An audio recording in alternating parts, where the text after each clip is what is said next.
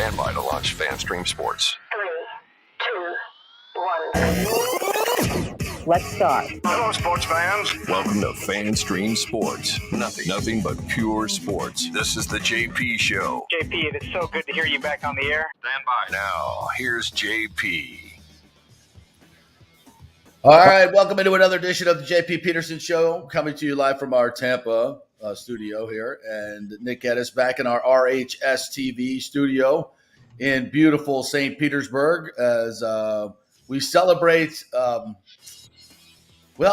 really didn't want to be that right yesterday, Nick. When we went after, when we were sounding the alarm on the Rays pitching staff, I didn't foresee that coming last night. That's not what we wished upon our Rays. We were just kind of sounding the alarm that, listen, it looks like the entire pitching staff is going to be held together by Tyler Glass now if they're going to do anything big this year. He's the linchpin. He's got to stay healthy to keep the bullpen somewhat rested. But I didn't see that coming last night. The worst loss in history by run differential, and the Rays get pummeled 20-1.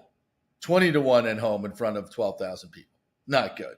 You just had to put that into the ether yesterday, didn't you? You helped out too. Wait a minute. Don't absolve yourself here, bro. No, I am going to absolve myself. No. I told you that Tyler Glasnow is not going to be the demand for him back. Yes, you want him, but the Rays have done such a good job without him that it's not as dire of a situation he was walking into. And then you were like, it's fool's gold, bro. It's fool's gold. And then you said the same thing about Taj Bradley, who proceeds to go out there and have his worst outing, and the Rays end up giving up 20 runs on 27 hits. So you, sir, are to blame for that loss last night. Okay, I guess I'll wear that one. But look, this is kind of what we have when you put, a kid out there who really probably isn't ready to pitch in the minor leagues. They probably let him, probably need to get him seasoned a little bit more, but we don't have time for that. He's got the stuff to be a major league pitcher, Taj Bradley. There's no question about that. But I would say if the Rays had their way, they probably would keep him down for a little bit longer. But at this point, it doesn't do anybody any good. When he went down there, he pitched horribly. So clearly he's got to be up here and he's got to learn on the job. And Kevin Cash said that last night. We're just going to have to be patient with him. And we can't expect every rookie to look like Shane McClanahan when they come up. It just doesn't work that way. So Taj has got all the talent in the world. They're going to need him, though, to eat innings. They're going to need that. And I think Cash pulled him last night because, he sensed that he didn't have his best stuff. And, you're up against a really, really good major league hitting team. You don't want the kid to lose his confidence and just get battered around. So you bring in Bye-Bye Birdie. And I think we could just give him that name right now, Bye-Bye Birdie. And he gives up, 5 runs in the 5th inning, and the floodgates open. It's a disaster. Yeah, Zach Birdie is going to go back on the Durham train, and I don't think there's going to be I don't think this is a two-way ticket. Bye-bye Birdie. I don't think this is a two-way ticket. But, I mean, listen, I know I didn't say it yesterday, but there was probably one of these starts coming for Taj Bradley. Sure. And you face a hot offense, or not a hot offense in Toronto, but an offense that's very capable that had kind of been scuffling here within the last week, given what happened against Baltimore, given what happened in Game 1 against the Rays. Maybe they were due, and maybe Taj was due for one of those bad outings as a rookie, and the stars kind of aligned there. So it is what it is. I think the score line's a little inflated because let's remember, 10 of those runs were given up by Luke Raley. Of course. Christian Bethancourt. Yeah. Am I saying that 10-1 is any better? No, it still sucks, but It was probably, listen, we've made it this far into the season, and this is obviously it's the worst loss in Rays history by margin, right? But Right. this is the first time all year that I can recall the Rays have really gotten blown off the field, and we're Yeah. almost 50 games in. So I don't know. I'm trying to look at it on the bright side there. It's a It's long a time coming. it's a big nothing burger in the grand scheme of things. All right, you throw it out. It is what it is. It got out of hand. I mean, but the only thing I would say is it does highlight the fact that Taj Bradley is not going to be great every game, No. and the bullpen guys that are backing him up are guys like Zach Birdie right now. I mean, that's just not a combination to win a whole lot of baseball games in a very, very tough division. So this is, it's kind of like, it's why I wanted to kind of sound the alarm a little bit yesterday. We're not hitting the panic button, but I think, there's no question that, Eric Neander has to look at this start and go, okay, it's great. It's fantastic, but we can't rest on our laurels. We can't just sit here and go, all right, we got off to this historic start. We're just going to cruise to the playoffs. No, you want to continue to make your team better.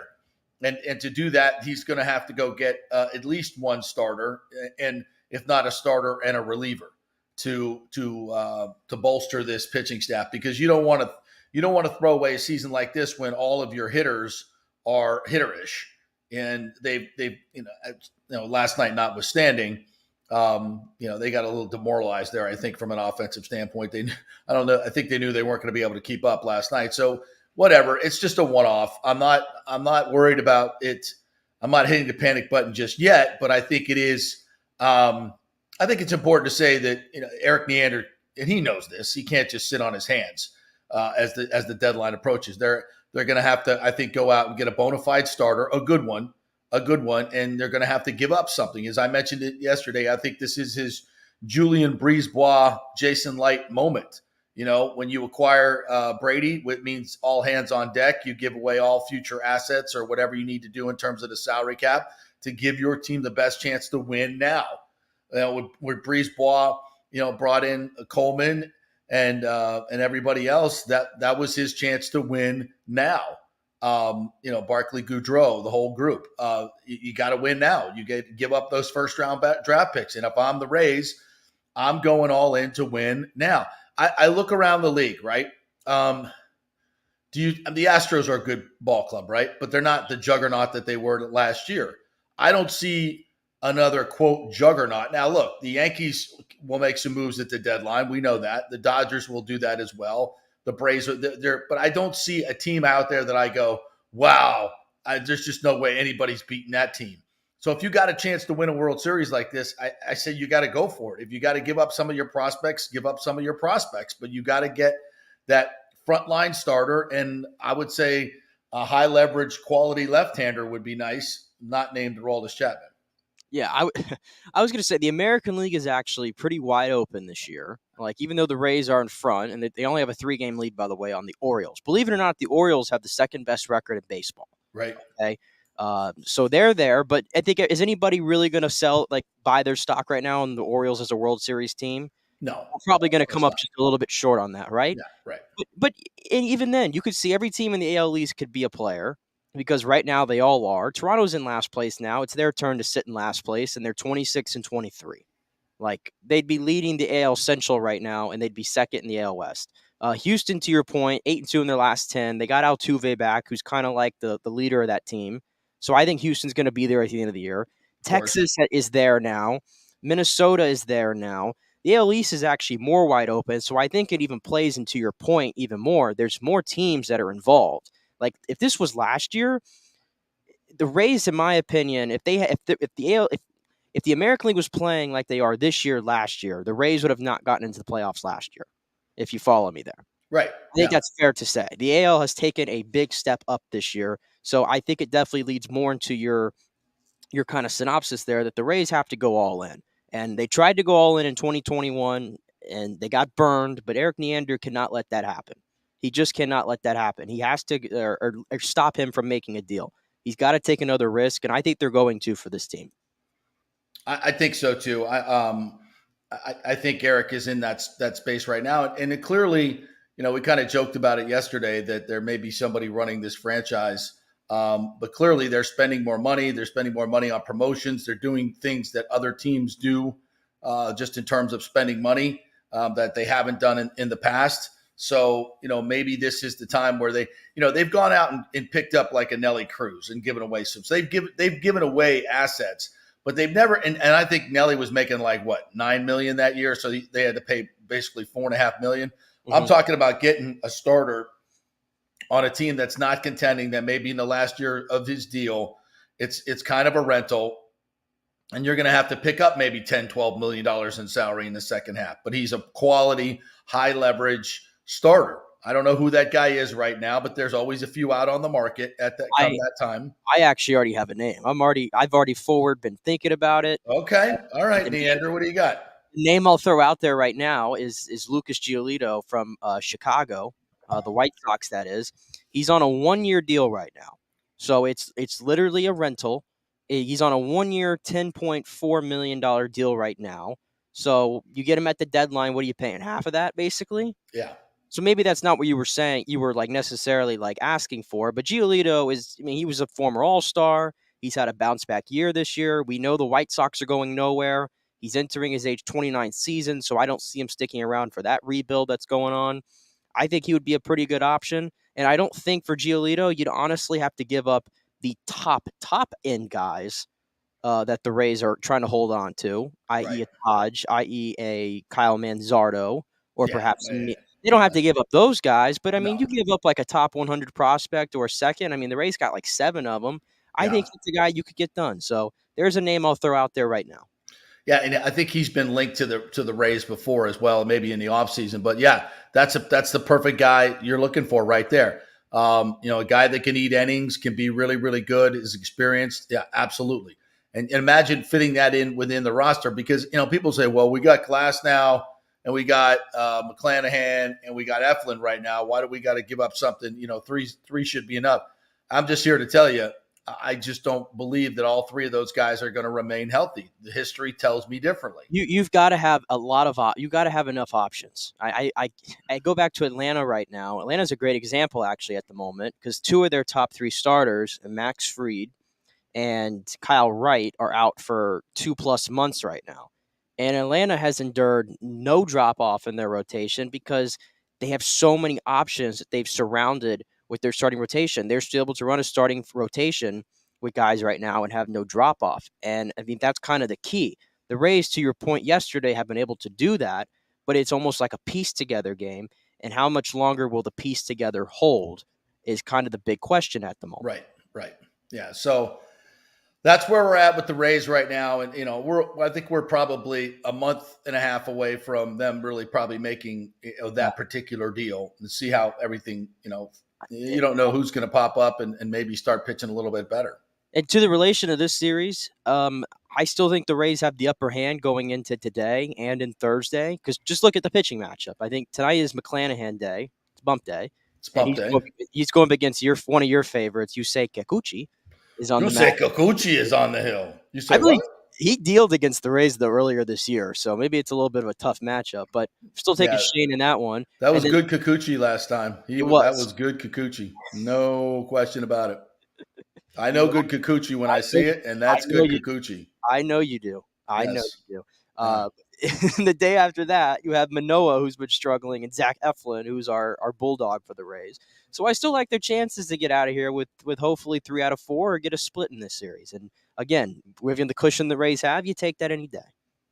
Yes, absolutely. So, look, we got a long way to go, but this is such a fun season to watch. It's not just the Rays. I was watching the highlights last night. Baseball is on fire right now. There's a lot of good stories out there. There's a lot of good players out there. I just feel the game has got a little bit of rejuvenation.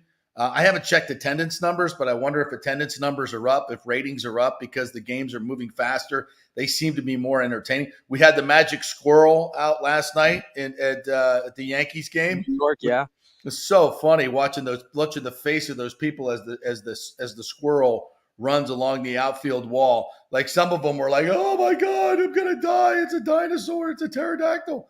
And then there's one dude just chilling, like, "Hey, it's a squirrel." And then the squirrel jumps out It falls 12 feet down, and of course, Oh, he went for it. That squirrel went for it. I thought that was the end of his days. No. Have you ever seen squirrel? Oh, look, I'm a squirrel expert. I am an expert. My dogs have been chasing squirrels forever. Those things can do amazing things. I hate squirrels with a passion because when I'm taking Riley out, I want him to, do his business and get back inside. Right. When I go outside and I see a squirrel across the way, immediately face palm like this, because now Riley's just going to sit there. And then he's actually going to go into his sitting stance in the grass and just gawk at that squirrel for 10 minutes. And I'm just like, so I hate squirrels. I hate squirrels with a passion because of that. I got one of my most embarrassing moments of my life. I've ever told you the squirrel story. I don't think so. No. This is one of the most embarrassing moments of my life. So we're standing out on the street in South Tampa, where they have the wires, the electric wires and wooden electric poles. And they're always just running across, all the time on those poles, all the time. And I'm standing out there with my two little kids and my friend's two little kids, two little girls, probably 6 years old, and their parents. And these two particular squirrels were just going at it back and forth. They're just running and chasing each other up and down. It's just crazy. And my son was looking at it, and I said, and the girls were like, what are you guys laughing at? I said, those two squirrels, they've just been playing with each other like crazy. And just at that particular moment, they came together and started mating. Let's just put it that way. They started mating. And I'm pointing at it, telling the two little girls to look up at the squirrels. And I'm like, yeah, look. And at that moment, my friend looks up and his wife looks up and they look at me like, what are you doing? What, you idiot. I was like, no. They were playing back and forth. It was really cute before they started the whole, yeah. It did not. So yeah, I should have just hated squirrels right there because they played me. They played me that day. But you know what? But Tally will chase the ball forever. Oh, I know. Tally has I know zero. That. I have the only Labrador that doesn't chase squirrels. You know why? Because she's smart. She knows she's not going to catch them. She doesn't bother with them. Doesn't I've never seen a lab that doesn't chase squirrels. And she just looks at them and just says, "Where's my ball? I'm not dealing with these things. They're too small. They're too quick. I ain't going to catch them. I'm out." Yesterday, I got hit with the triple whammy before bed last night. I had the squirrel across the way. I had a worm. I have not a huge worm, probably this big. Oh, sliding across the sidewalk there. Right. I had that to deal with. And then I had a bunch of moths and whatever that were kind of just interweaving from each other by the door. So the process, Wild Kingdom. This is what happens when you live out in Lithia. We got all the creatures. The process of getting Riley out the door and to the grass and back last night, probably the most strenuous yet, because I got hit with the triple whammy of distractions right there. Triple whammy. Wow, that is Wild Kingdom stories right there for you folks. But all right, let's listen to Kevin Cash from last night after the 20-1 debacle that was the Rays and Blue Jays last night. We'll start with maybe Taj first. You had to battle through a little bit today. Did you feel like the Blue Jays were just applying consistent pressure? And what did you see from his command today? Yeah, look, I thought Taj threw the ball a little bit better than maybe what the stat line showed. They get 3 quick hits, but then he comes back and punches out 3 to end the inning. Unfortunately, just drove the pitch count up. In fairness to Taj, he's doing a lot of good things. We're going to have some patience with him. He's learning on the fly here, but very confident he's going to help us. And he's going to be a very good pitcher. Did this just kind of feel like a game you might have to flush a little bit based on everything that happened? Yeah, I'd like to think so. We're not in many of these lopsided games that I can recall here as of late, and that's a credit to the team, the way they've played. Today got away from us, and, in fairness, it got a little ugly. It seemed Taj, it was almost like the other game. He had trouble in the first inning, got out of it, held for 1 run. Yeah. Then he had the quick second inning. Then it didn't really fall apart. It just seemed like he... No, he left a 3-2 breaking ball to kind of... it looked from my middle up to Springer. Jansen went down and got a ball, breaking ball down and away, but I thought he executed pitches really well. I mean, for them to come out and get 3 quick hits after him, a run, and then to get through that first inning, what was unfortunate is that they all came via strikeouts and deep counts. Right. If we can get a ball on the ground and maybe turn 2 or a quick pop-up, it changes the outing. Right. So 80 was kind of the area. Yeah, I mean, enough 4 innings. I think so. Yeah. He didn't seem to throw his fastball. It was a much lower percentage than he had in his previous outings. Was that game plan or anything? I didn't know. I didn't realize that. I don't know. I mean, he came right out and they were ready for his fastball, so maybe he adjusted after those 3 or 4 batters. The positives for him striking guys out, not giving him with walks, I would imagine that's something you can work on. He's got the ability to strike. He's going to get his strikeouts. It's just too good of stuff not to. And he's going to continue to, fine-tune the command, the execution, the count control that I hear Kyle talk about so much. Full confidence he's going to be fine. And then Birdie's inning just kind of got away from it. Yeah, unraveled. That was not a very good inning. It looked like, I know you always say you appreciate what the position players do for you. What was the idea with sending Luke back out? Did he want to finish it, or? I mean, just given how he threw strikes, that time through the order, we really saw that effect, didn't we? Luke needs to develop a changeup.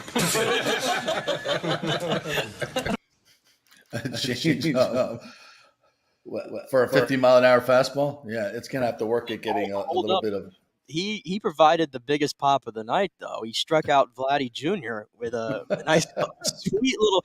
I think we're calling it a curveball. It was 50 miles per hour.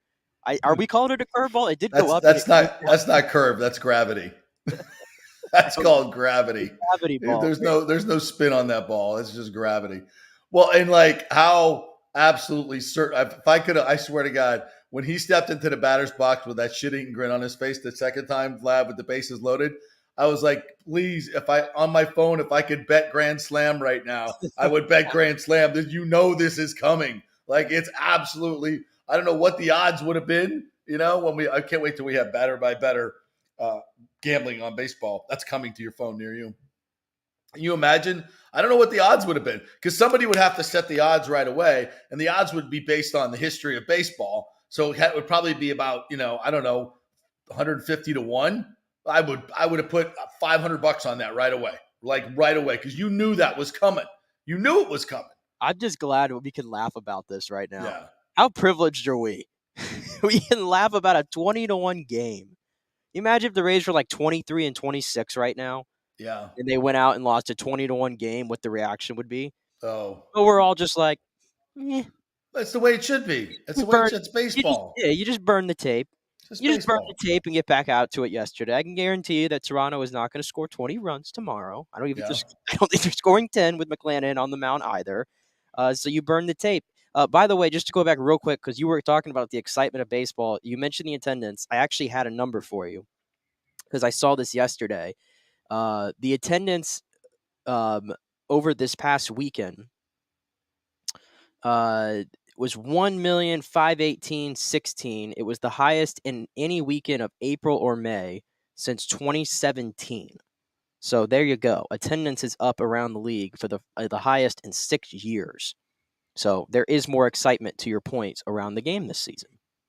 Yeah. Well, there you go. I mean, I just think that the product is better. I haven't watched a lot of other baseball games. I've watched, peek in here and there, but watching MLB Network and watching all the highlights, it just seems like stadiums are full or close to it, and there's a lot more action on the field. It seems like the games are quicker. I don't know. It just seems to me, and I think there's more athleticism in the game than we've ever seen. I think that ticks up every year. You see some of these catches in the outfield. Some of the plays that are made in the infield, especially for the Rays. That one Paredes made 2 nights ago was freaking unbelievable. I mean, it just seems to me, maybe because we're watching the Rays so much and they've been so good, but it just seems to me that it's just more exciting. I tell you what, I'm at the point now. I keep watching the clock for every game, not the pitch clock or anything, but just the actual regular, world clock. And if we get to like an hour through the game and we're not like in the 5th inning, I start almost like getting like, oh, Right. Yeah, now. Exactly. And I'm just blown away by the fact that when all these rule changes came out in February, March, or whatever, I was like the old man yelling at a cloud on this show.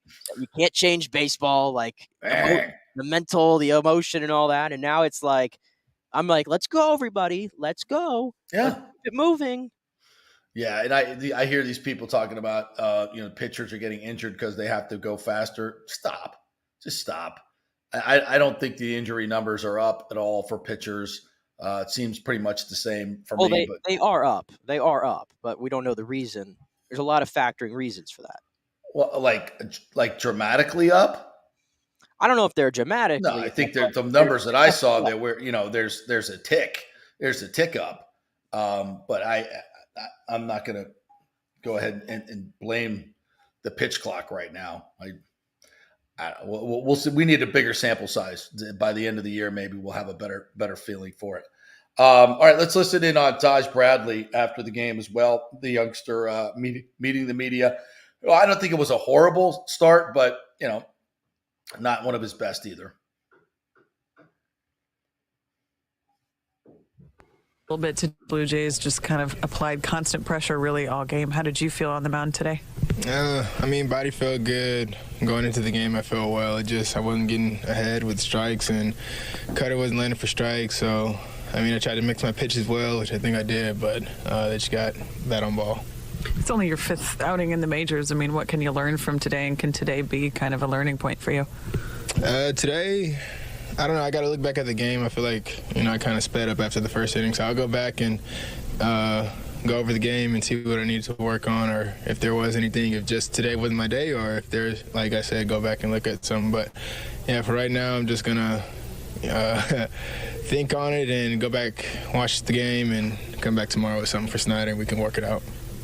When you got through the first inning, did it feel a little bit like the other day in New York where you kind of held the damage, just allowed the one run, and then you kind of went through the second pretty quickly? Yeah. It looked the same, obviously, but, yeah, those kind of things I don't want to happen often. I want to get to the innings pretty clean. Like, my pitch count was up the whole game, so I think, 20 pitches an inning? That's not good. If I was a starter, I want to go deep. I got to have, quick outs. Strikeouts are nice, but that's not what I look for. I want to go deep into the games with my pitch count. Right. And just, obviously, you have a short track record in the big leagues, but it seems like you threw your fastball a fair amount less tonight than in your previous outings. Was that game plan, or was there anything to that, or...? Yeah, for me, I don't really look at the scouting reports, so going off what I saw, they were on the fastball, even if it was late and fouling it off, so figured I had to mix it up. In the first inning, they had 2 hits off a fastball, so it was early in the count, too, so mix it in, started off with something soft and go harder as that bat went on. When you run up a pitch count like that but don't walk anybody, what do you kind of attribute that to?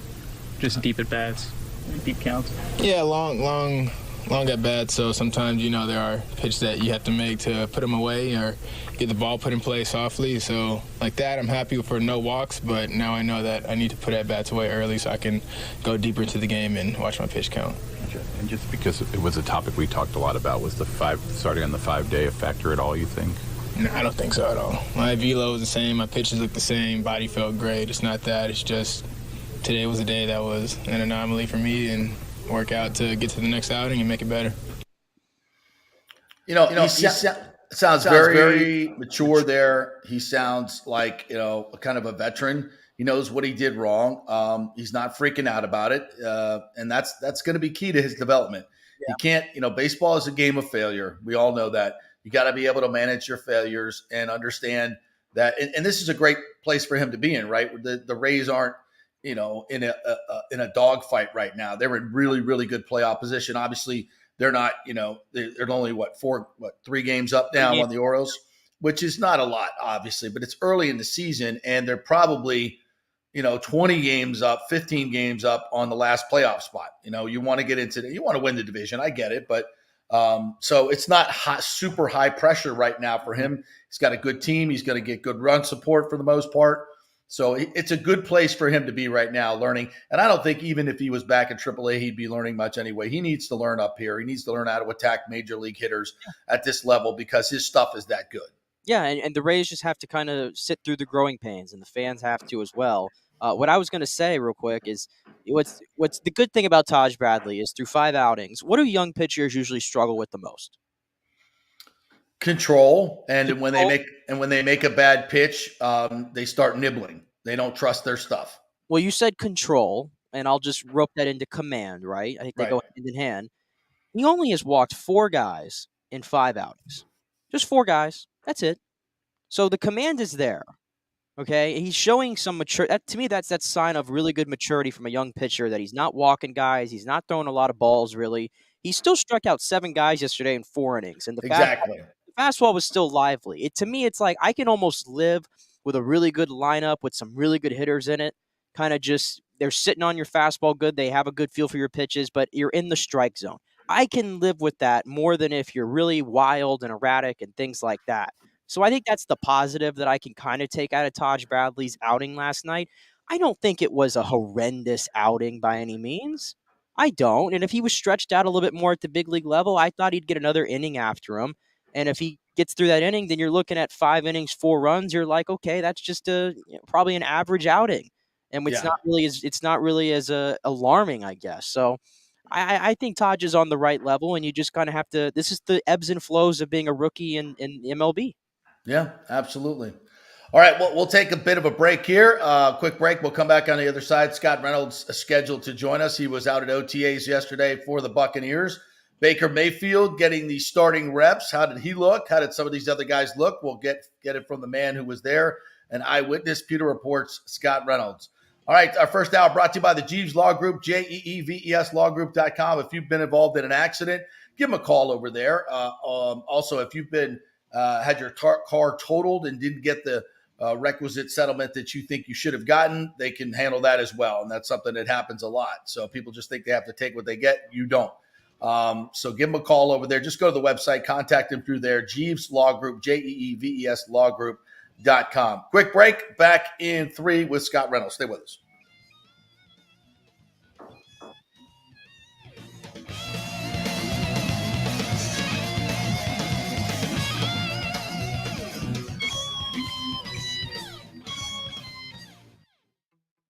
Hey guys, are you experiencing those feelings of getting older, lower sex drive, fatigue, hot flashes, moodiness, or you just don't feel like you had the vitality you once had? It's a chronic problem here in the United States. You're not just getting old, it's likely low testosterone. Studies over the last 20 years show a shocking decline in younger males aged 16 to 39. Older men have seen a sharp decline as well, so do something about it. Go see my friend Christopher Lugo at Bay Area Modern Medicine. Look, testosterone replacement is not a frivolous treatment. It takes a professional, targeted approach that focuses on total body wellness, vitality, and emotional stability, not a one-size-fits-all approach like many clinics use.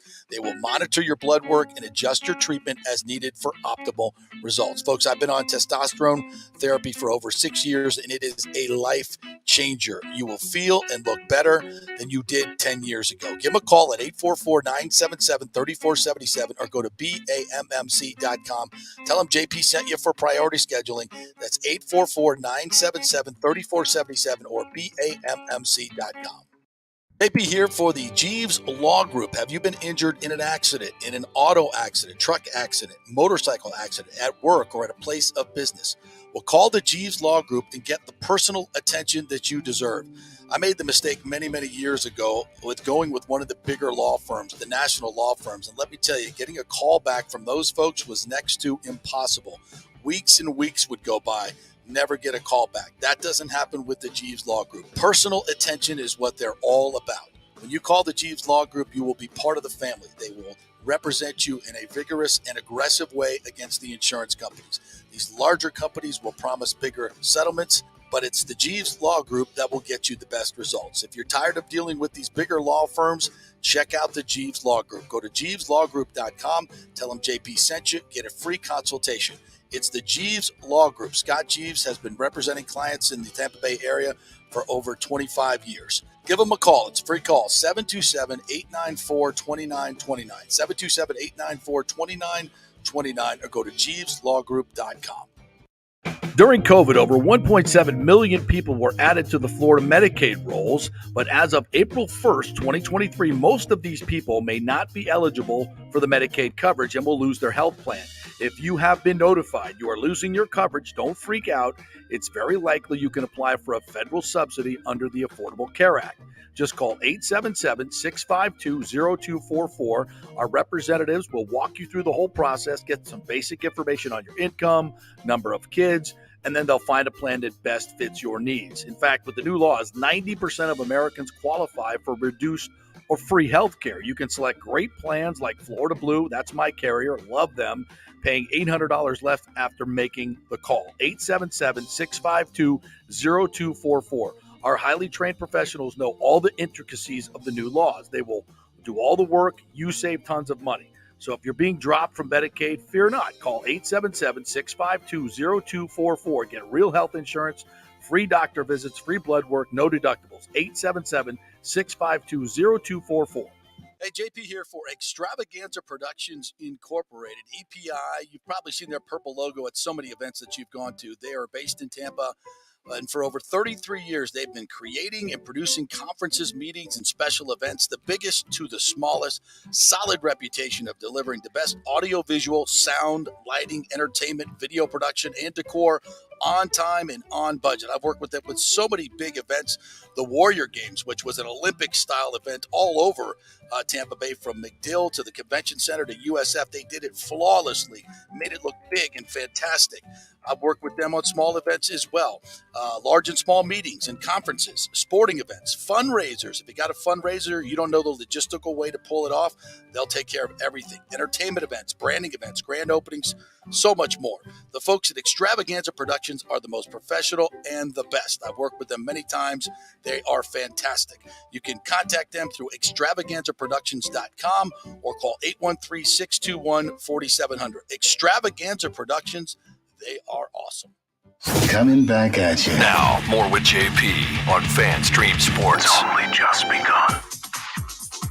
The JP Peterson Show here as we roll through it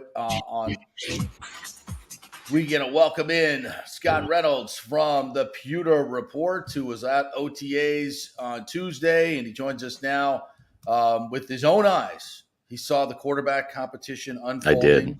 Yes. You don't look very enthused about it either. What's up, partner? Yeah, how are you? I'm doing good. Baker Mayfield completed passes, and so did Kyle Trask. That's where things stand right now, JP. Back to you in the studio. We can't wait. Yeah. Well, what was the mile per hour? And I want to know exactly the spin rate of each particular player before we move on. We have to have these analytics, my friend. Yeah. Listen, I'll say this. It's exciting to see a quarterback competition, because think about it. We had Jameis for 5 years under the microscope, right? Watching this first round number one overall pick grow and emerge and throw a lot more interceptions over his 5 years in Tampa, and then Tom Brady for 3 years. So you have to go back 8 years from that. And then even then it was Josh McCown was brought in to be the guy. So it's been a long time since we've seen a quarterback competition in Tampa. There's that. I think it's Baker Mayfield's job to lose. Yeah, I agree. He took the starting reps. Kyle Trask can get the job. We've talked about it before if he makes the fewest mistakes. They're not going to put a quarterback out there who's a turnover machine. That's the number one way to get Todd Bowles fired. That's the number one way to sink this Buccaneers ship. So as long as Baker Mayfield takes care of the ball, then I think that he's going to end up winning the job because of his experience. And he's got some energy, man. He's a leader. Like, he exudes the leadership qualities that you're looking for. He's got the moxie, the charisma, the swagger, and it's kind of infectious. And I like this version of Baker because he's humble. There's no doubt about it. And he'll tell you, he's like, hey, man, I thought I was the face of the franchise. Now I'm on my fourth team in one calendar year. That will humble you. But you're starting to see some swagger. And I think he's going to win Buccaneer fans over, because he was asked yesterday about the doubters in Vegas and the national media. Mm-hmm. And, he kind of has that little chip on his shoulder that kind of comes across, that little kind of smug look. But now the thing is when he was doing that before as the Browns, Bucs fans were like, ugh. And now he's doing it with the Bucs. They're like, oh, cool. Like, he's part of Bucs Nation. He's sticking up for Bucs Nation, right? And so I think that fans are going to become a little bit more ingratiated. He's going to win over Buccaneer fans, I believe, as long as he doesn't turn the ball over. Yeah, exactly. And I guess it's got to be very interesting to see a Buccaneers practice where the quarterback is rolling out. Oh, yeah. And he's throwing on the run. And, oh, my God, that was a bootleg. Look at that. Wow, and there's a ton of them. Yeah. I'll say this. Kate Otten actually said it best. He said, this offense is designed for quick, easy completions. Get the ball into the playmaker's hands quickly. There is a vertical element to this offense, but the reason why you needed that big, strong, like pocket passer that Bruce Arians always wanted, right? And you talk about just a change in dynamics. Right. 6'5" Tom Brady, 6'5" Kyle Trask, 6'4" Blaine Gabbert, 6'4" Ryan Griffin. Now you've got 6'5" Kyle Trask, 6'1" Baker Mayfield, 5'11" John Wolford. It's a completely different looking dynamic at the quarterback position. But this is a horizontal offense. Right. This is designed to stretch defenses side to side, use every blade of grass and the width of the field rather than the length of the field. And while defenses are kind of going left to right, that's when you hit them down the field with some play action and some RPO stuff. But a lot of bootlegs, a lot of mesh routes, crossing routes, stuff that's designed to get receivers the ball in their hands to get yards after catch. The one like negative takeaway in the Bruce Arians system is while there is that deep shot vertical element down the sidelines with Mike Evans, and then when Gronk was here down the seam or Chris Godwin down the seam, you had the ability to get some of those chunk plays in a vertical nature. But if it wasn't a go route, what was it? It was a comeback. It was a curl. It was guys catching the ball with their backs to the end zone.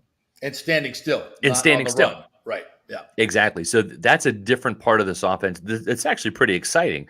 Yeah. And there's a lot of speed on this team with whether it be Trey Palmer, Devin Tompkins, Chris Godwin can still move. Mike Evans, is a prime mover, averaged almost 15 yards a catch last year. So it's going to be a different brand of Bucs football offensively. And I think there's kind of like an exciting element because of the bootleg and the mobility from the quarterbacks. Yeah, you mentioned like this offense being more like about the width of the field and the length of the field. And I was going to ask you about some of those kind of death receivers because I'm interested to see how that shakes out, especially how many are they going to keep. I guess the 4 right now, it seems like that are beneath the front 3 are like Trey Palmer, David Moore, who they brought in, and Raheem Jarrett, I hear good things from as the undrafted guy. I know I missed Devin Tompkins, I think is the other one, right? Well, of those 4 guys there, how do their kind of skill sets, because I know they're all kind of speedy guys, they can get down the field. How do their skill sets kind of lend themselves to Canales' offense? Well, remember, the last guy on that let's say they keep 6 wide receivers, he's going to be the return specialist, whether it is Trey Palmer beating out Devin Tompkins, or if Devin Tompkins just asserts himself, I'm the return guy, then he'll make it by default and be the return specialist there. David Moore is an interesting body type because he's 6 foot, about 220 pounds. He's almost built like a running back. Then you've got a guy in Devin Tompkins who's like 5'7", but he's got a 41-inch vertical, and he consistently goes up and mosses people for the ball at 5'7". It's kind of remarkable. But Trey Palmer is just a blur on the field. I mean, he's faster than Scotty Miller is, and he's more dynamic because Scotty Miller was more just the straight line guy. Right. And I think there's some wiggle and there's some agility to Trey Palmer that Scotty just didn't have. So I think, that's going to be exciting to see how it shakes out. But whoever ends up being wide receiver 4, 5, and 6 behind, and let's just say 5 and 6, because Trey Palmer's going to make it. Let's pencil him at number 4 behind Mike Evans, Chris Godwin, Russell Gage. Those last 2 spots, they're going to have to be some really dynamic playmakers. And I think Raheem Jarrett could be in the mix there. And I tell you, Cade Warner, don't sleep on Kurt's son, the Kansas State Wildcat. He's got some sneaky speed. He is incredibly smart. And, the most important thing, I'll never forget the story that Tyquan Underwood, remember the legendary Bucs receiver, Tyquan Underwood? Of course, yes, legendary. Legendary, forget him. Right. But he came from New England, and where he was kind of like a bubble player, And he told me the story of when Bill Belichick called him into his office, and he sat him down, and Ty was struggling, but they liked his speed. He was a Rutgers kid, and Shiano man. And so he said, Ty, we're asking you to do two things: get open and catch the ball. Great. And you're doing a good job getting open, but I can't keep you if you don't catch the ball. Right. And it's really simple for wide receivers. Get open and catch the ball. That's it. That's the only thing you really have to do. Maybe block downfield, on plays, they're running plays, but that's it. And so for that's what Cade Warner can bring to the table. He can get open. It may not be the quickest, fastest. He's not going to be a blur out there, but the guy can create some separation, and he's got clutch hands. And so sometimes as a speed receiver, if you don't catch the ball, the speed, it doesn't really matter. And we've seen Scotty Miller have some of those drops, and that's what prevented him from getting more opportunities. So that's what it's going to take, whether it is Raheem Jarrett or Cade Warner or Devin Tompkins, Kalen Geiger. There's a lot of guys that are going to be fighting for those last two roster spots. And I think there's some really quality guys on the back end of that depth chart. Scott Reynolds joining us here from the Pewter Report. He was out at first day of OTAs. I want to get more of your firsthand account of that, but I also have to ask you about a big rule change that went down yesterday with the fair catch on special teams. I mean, they're doing everything they can to get the kickoff out of the NFL. So now, and I think, frankly, this helps the Buccaneers because for whatever reason, they can't figure out special teams. They can't return kicks and they can't cover them.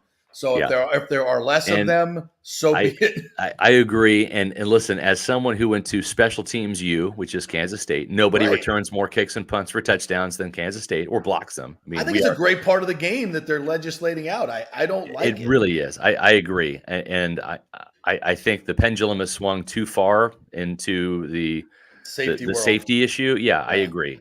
And we're seeing it too with the ridiculous protection of the quarterbacks, right? Yes. Where you have to provide a quarterback for the pillow and a blanket to tuck him in when you sack him, right? I mean, that's prerequisite. If you don't come, if you grab the quarterback and you don't have the pillow, then it's a flag. So they're doing the same thing with special teams. They're getting rid of it. And it is a dynamic, electric part of the game. I mean, Deion Sanders, right, was just like you got out of your seat when he caught the ball when it was a punt. Because it's the most exciting play in football, the kickoff return for a really touchdown. Is. It is, yeah. And it's yeah, and it has the chance to be. Well, remember the Bills game, right? I mean, when Damar Hamlin came back and they had the opening kickoff return for a touchdown. I mean, it's like that whole stadium went bananas. So I don't agree with that. I know why they're doing it, but it's so stale. Like, here's the thing: like, why even kick the ball then? Just give the exactly. Just why waste the time? Yeah. If you're that concerned about that, because think about this, you can still have those collisions on a fair catch because you have guys going down there assuming run it down, right? Exactly. Play is live. Exactly. So I think the NFL is doing a stupid disservice, but the NFL is stupid and does stupid things. Yeah. So if the objective is to make it super safe, then don't even do it. Just say you're going to get the ball at the 25-yard line offense every time. Yeah, they should have a new promotion with the sleep number bed that the NFL is in bed with. Exactly. And they could have the quarterback saying, this is almost as comfortable as playing quarterback in the NFL. Yeah, laying exactly. on this mattress. When Aaron Donald sacks me, he sets the setting to 79. It's a very comfortable sack, right? Whereas anything below 50 will be a flag. When you've got Micah Parsons sacking me, it's a little rougher at 65. But I prefer the Aaron Donald sack, right? I mean, it's just getting ridiculous. We'll have the Gabrielle Union come in throwing the white flag or the yellow flag with her hubby there. So what else caught your eye out there at camp yesterday? Size of the offensive line. It's big. So let's just go left to right. Tristan Wirfs now the left tackle, 6'5", 345 pounds. It's all good weight. I mean, he's he's a superhero. I was going to say he's a freak of nature, but that does a disservice to freaks of nature. He is a superhero. He is the Thing. He is Juggernaut. He is the Hulk. All rolled into one. 6'5", 345 pounds. Donovan Smith was about 330. So you're getting a bigger body at left tackle.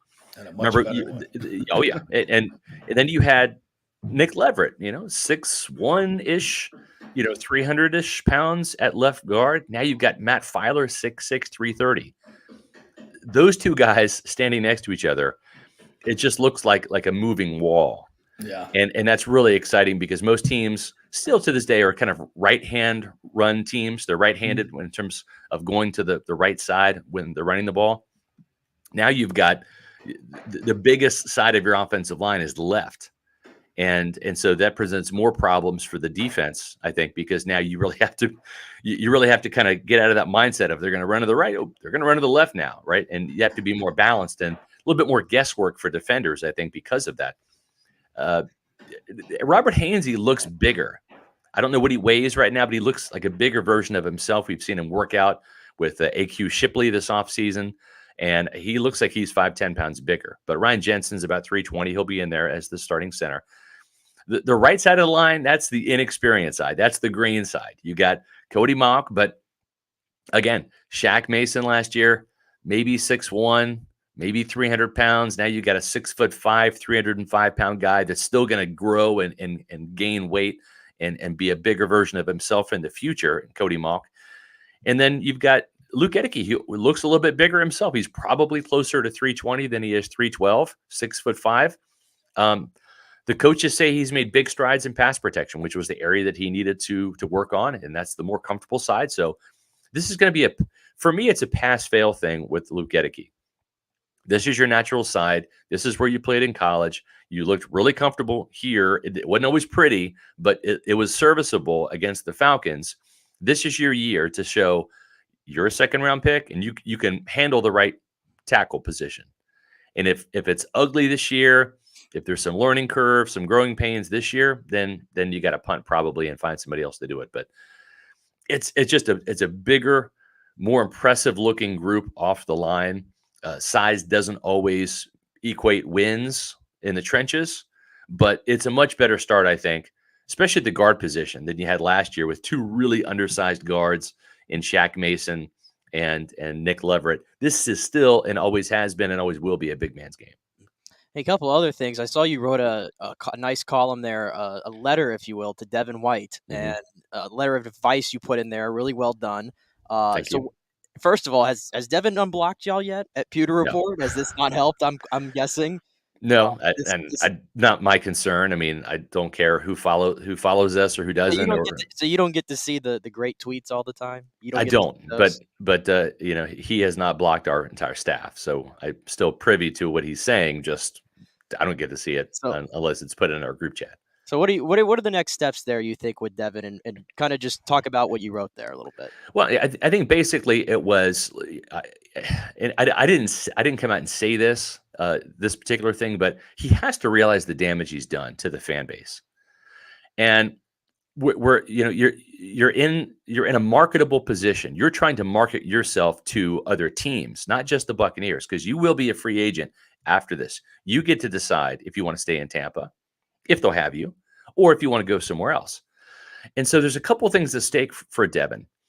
Number one, if he alienates the fan base, it's going to be a tougher climb for him to regain popularity, and also for the franchise if they decide to re-sign him or at least make him an offer, right? Because he's really taken a popularity hit. We've done some polls, and the fans are saying, we don't want you to have a C on your chest. We want that C to go to Antoine Winfield.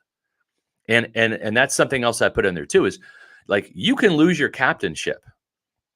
And that's something that's kind of important to teams. How many times, and it's not just exclusive to the Buccaneers, how many times on draft day would you hear teams talking about player X that they drafted in the first round? Yeah, he was a 2-time team captain. It's important. That's a leadership quality type thing. If you're going to pay Devin White, $18, $20 million, whether you're the Bucs or somebody else, you want him to be a leader. You're paying him good money to be a leader.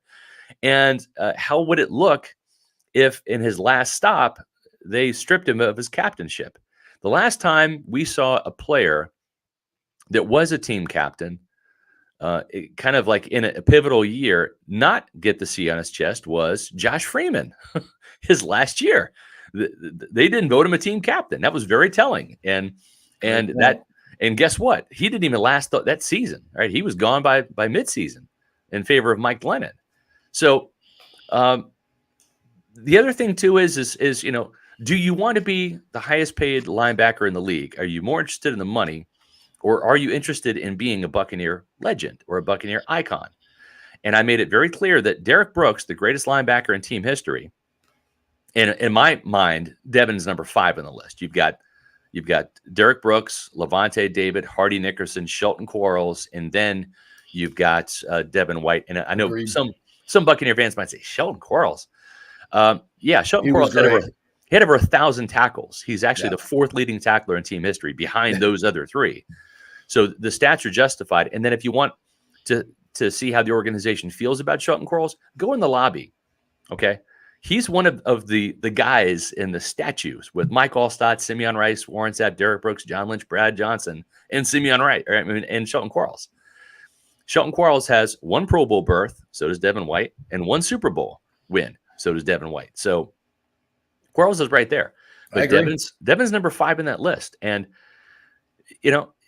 if you want the money, then go get it, but it's probably going to be elsewhere. If you want to be a legend, come back, apologize to the fans, say, I made a mistake. Yep. We as human beings are very forgiving people. Okay. But if we have to kind of cajole you to apologize, or if you apologize on social media and you don't do it heartfelt in front of a camera in a press conference, it doesn't mean much. Did your press agent do it for you, or is this coming from your heart? So I think he's got to make some amends when he comes back. And the other thing too is show up. And I wanted to kind of warn him, hey, this team's really, really high on Servassier Dennis, like really high. I've not heard them talk about a day 3 linebacker really since Quan Alexander, when they drafted Quan in the 4th round. And he ended up being a starting middle linebacker for this team, and I don't think he was as focused. I think he was more focused. He would have had a better career. But Servassier Dennis means business. And Devin White could quickly, if he decides to hold out. Todd Bowles, not afraid to play rookies. He started Jamel Dean and Sean Murphy Bunting in 2019 when they were rookies. He started Antoine Winfield in 2020, helped win a Super Bowl. He doesn't care. I mean, if you're good, he'll play you. He would rather play the guy entering his 5th year in a system. But that's not up to Todd. That's up to Devin. If Devin's not there, then he's making up Todd's mind for him. If Devin shows up, the sooner he shows up, the fewer reps Servassier Dennis gets, and the more he has a better chance of ingratiating himself back into the team, getting the C on his chest, and all is right with the world. But the longer he holds out, the harder it's going to be to mend some of these fences with the fans, with the organization, and to solidify his stance for the 2023 Buccaneers. And Scott, I think a guy that we haven't talked a lot about, because you got new faces coming in, but I think maybe, if not the second most important player on this team, he's certainly in the top 5, and that's Rachaad White. Yeah, wearing number 1. I understand a running back wearing number 1. Yep. We were trying to figure out, has there ever been a running back that wore number 1? Yeah, I don't know. Yeah, and it's kind of crazy because he's like super humble. Yeah, it's like, but he's bigger, right? And he's going to get 25, 30 touches a game if this offense is running the way it should, right? Yes, and we've been saying it's a wide zone scheme, and there is some wide zone to it, but it's a lot of mid zone too. It's a lot of hitting the B gap or the C gap rather than extending it all the way to the sidelines and trying to hit gaps there. I really think that this is what he did really well at Arizona State. He's very comfortable in this running scheme. Iowa ran this scheme a pretty good deal of the time. Tristan Wirfs is very comfortable doing this zone stuff. They just didn't do it a whole bunch in Tampa. It was in the playbook. Byron Leftwich just never called it. Right. So they've got some experience doing it. It just more was in practice behind the scenes. But it's going to be more of a staple of this running game now. They'll do some gap, straight ahead type runs, but it's mostly his own running scheme. And this offensive line can move. Rachaad White's got great vision, and he's a bigger version of himself, closer to 220, 225 pounds. And I think he's primed for a big year. Rachaad White last year, and in all of this is now 28 years I've been doing this, was the most mature rookie I've ever encountered in my entire life. Maybe Donnie Abraham was the other one. just with how quickly Donnie assimilated into Monty Kippen's defense. And for Monty Kippen to start a rookie at cornerback was like, it was unheard of. But this kid just has the it factor from a mentality standpoint. And I think, he's a 3rd round pick. Does he have 1st round talent? Is he like one of those? He's not a Bijan Robinson type running back, but I think he's good enough to be very serviceable in this offense and provide the balance that they're looking for. And he can also be a factor in the passing game. Yeah, I'm looking forward to see what he can do, and even Keyshawn Vaughn, and we'll see what other backs. And as far as we know right now, the kid from Syracuse, Sean Tucker. Sean Tucker's not medically cleared to play yet. They're hoping for training camp. And also Chase Edmonds was also sidelined yesterday. He was there, but didn't see him. So he's another guy in the mix looking to kind of restart his NFL career. He's hungry, and we'll see. I think on the defensive side, real quick, the biggest standout, and again, in the trenches, it's all patty cake right now. There's no pads on, so they're not really doing anything. The only thing you can look at is just the size. And Logan Hall has hit the weight room as was expected of him. Good. And man, he's close to 300 pounds now, and he looks night and day different than he did a year ago. It's almost like in Alex Kappa's 2nd season, when he, because he kind of redshirted his 1st season. He was making that transition from Humboldt State left tackle to NFL guard, right, from year 1 to year 2, and he came back looking like a guard. Like he had the butt, the hips, the trunk, the thighs. Like, wow, okay, dude, he looks like a guard now, right? He's not that like long linear guy. That's kind of how Logan Hall was, like long and linear last year, and now he looks more like I'm a trench guy in the NFL. And so that's exciting to see. Now, whether it translates well, we'll see. I think the athleticism, the quickness is still going to be there, but at least he looks the part now, and he should have the size and the mass and the strength to hold up better in the trenches against those double teams. All right, I know you got to go, but I got to ask you this because it's topical, and I know you're going to have a good one. Since Greg Schiano it was in the news this week, right? For your parting shot, give me a good Schiano story on the way out the door. Oh gosh, oh man. Anything come to mind? I love the quote. I love the quote where he's like, I was sitting in my Buccaneers office and heard Rutgers went into the Big Ten, and I sat there and cried. I could just think, Buck fans, if you could only have seen that moment where your coach was crying that he wasn't at Rutgers anymore. Oh my God, what a slap in the face. Yeah, it didn't work out with Greg. I've got a lot. There's some that I legitimately cannot publicly say because it was. And we always say this. He was a hell of a nice guy off. He really was. Off the field. He's super nice dude. Two quick things on Schiano. Number one, he ruled that Rutgers program with an iron fist. Okay, he was like Saban at Alabama, but like up there in New Jersey, which is like very, very small and minuscule compared to SEC Alabama, right? But same type of mentality up there, and he got away with it because he won. I mean, it's New Jersey football. It's nothing compared to the SEC or the Big 12 or the Big 10. Now they're in the Big 10, but they're still kind of not really that great. But he did not understand the NFL media. And here's one quick thing I will say that's pretty interesting. We had a meeting, and it was too late. This is when the billboards, the Fire Schiano billboards were up. He finally had a meeting with me and told me all of the dirt on Josh Freeman, that he knew Josh was spiraling. He's like, I spent more time trying to save Josh Freeman's career, and he's a pro, than I spent with any one kid at Rutgers trying to get them to come alive or turn it around or whatever. And he said, that's the one thing. People think I was anti-Josh Freeman. I tried to get that guy on track more than anything. But I had to draft Mike Glennon because the writing was on the wall that Josh was in a downward spiral and was not going to make it. And he's like, and that wasn't a Greg Schiano thing. It could have been any coach. Josh was just in the downward spiral professionally. And so when remember, Glennon was a 3rd round draft pick, right? That's kind of like, whoa, oh man, you're spending premium pick on a quarterback there. And the thing is, he didn't tell anyone in the media, not Rick Stroud, not myself, nobody, the reasoning behind it, hey, off the record, I'm very concerned about Josh Freeman. I'm not going to trash the kid. I don't want this out there, but there's a reason why I drafted Mike Glennon. And that way, when we as reporters have some background knowledge, some context, we're not jumping to conclusions. And if you remember, it was Josh Freeman's dad in his camp versus Schiano, and they tried to make Schiano the villain when really Freeman's camp was just trying to cover up Freeman's downward spiral. And trust me, both of my sons were there at the Josh Freeman football camp that year up here in Wesley Chapel that Josh Freeman didn't show up for his own camp until like literally the last 10 minutes of camp.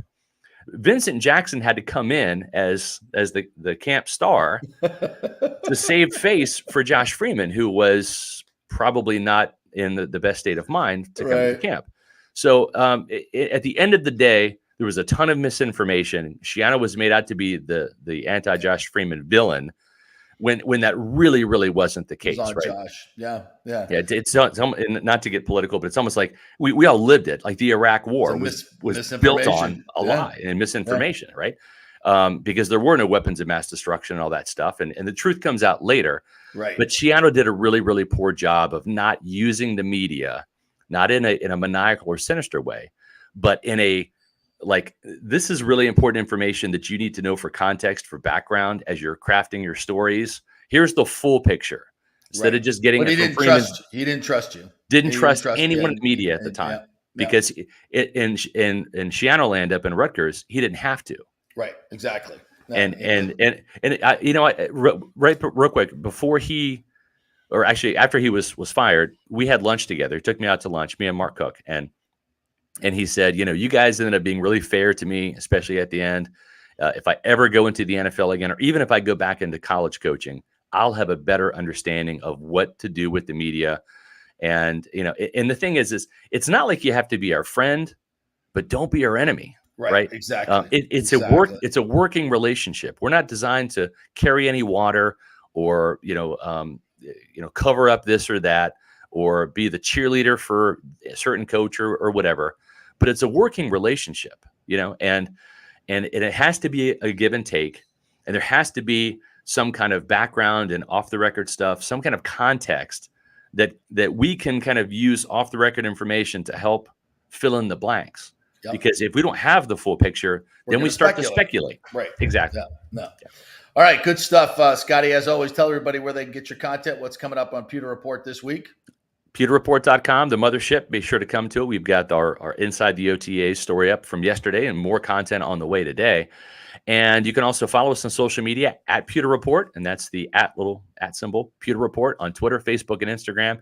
And we've got podcasts 4 days a week on our Pewter Report TV YouTube channel, Pewter Report TV. Go to there and subscribe to it. We go 4 o'clock Eastern on Mondays and Tuesdays. And then for the primetime folks, 7 p.m. Eastern on Wednesdays and Thursdays. Tonight, we're looking at the second-year breakout player for the Buccaneers. So is it Logan Hall? Is it Rashad White, Kate Otten, et cetera? Is it Kokeeft? Is it Zion McCollum? No, it's not Kokeeft. It probably won't be Kokeeft, but tune in for that. And then tomorrow, we've got Cody Mauch, the Bucs' second-round pick, the rookie offensive lineman. He'll be on as our special guest, a live Q&A with Cody Mauch. And then next week, on Wednesday night at 7 p.m., we've got Rashad White. So we've got a couple Buccaneers lined up as guests. So make sure you tune in to that on Pewter Report TV, our YouTube channel. That should be fun. Good stuff. All right, Scotty. Thanks, buddy. Appreciate it, JP, man. thank you. Appreciate it. You're the best. All right, we'll take a quick break. We'll come back. I want to digest a little bit of what he just said there and talk a little bit more Buccaneers as well. We got to talk some hockey last night. The hit by Jamie Benn. Wow, that was horrible, and there'll be some fallout from that. So we'll talk some hockey. We'll talk a little bit about the Lakers and the Heat, and also the Heat last night. The Celtics finally find it, and Ja Morant, there's some breaking news with him as well. Lots more to get to here in the second half of the show. Stay with us.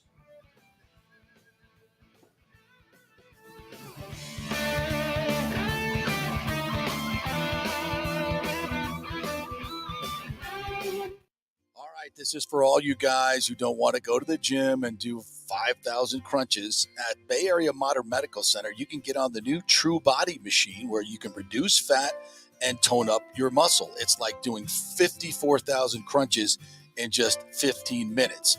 Define your body as you see fit. TrueBody offers personalized muscle stimulation that delivers the equivalent of those 54,000 crunches in just 15 minutes. Just get in touch with them at Bay Area Modern Medical Center, BAMMC.com. Chris Lugo and the team over there will set you up on TrueBody and get amazing results. Non-invasive with comfortable and little to no pain and zero downtime. You can isolate and target those areas that you want to improve and treat multiple areas simultaneously. It's an amazing machine, so check it out at Bay Area Modern Medical Center, BAMMC.com.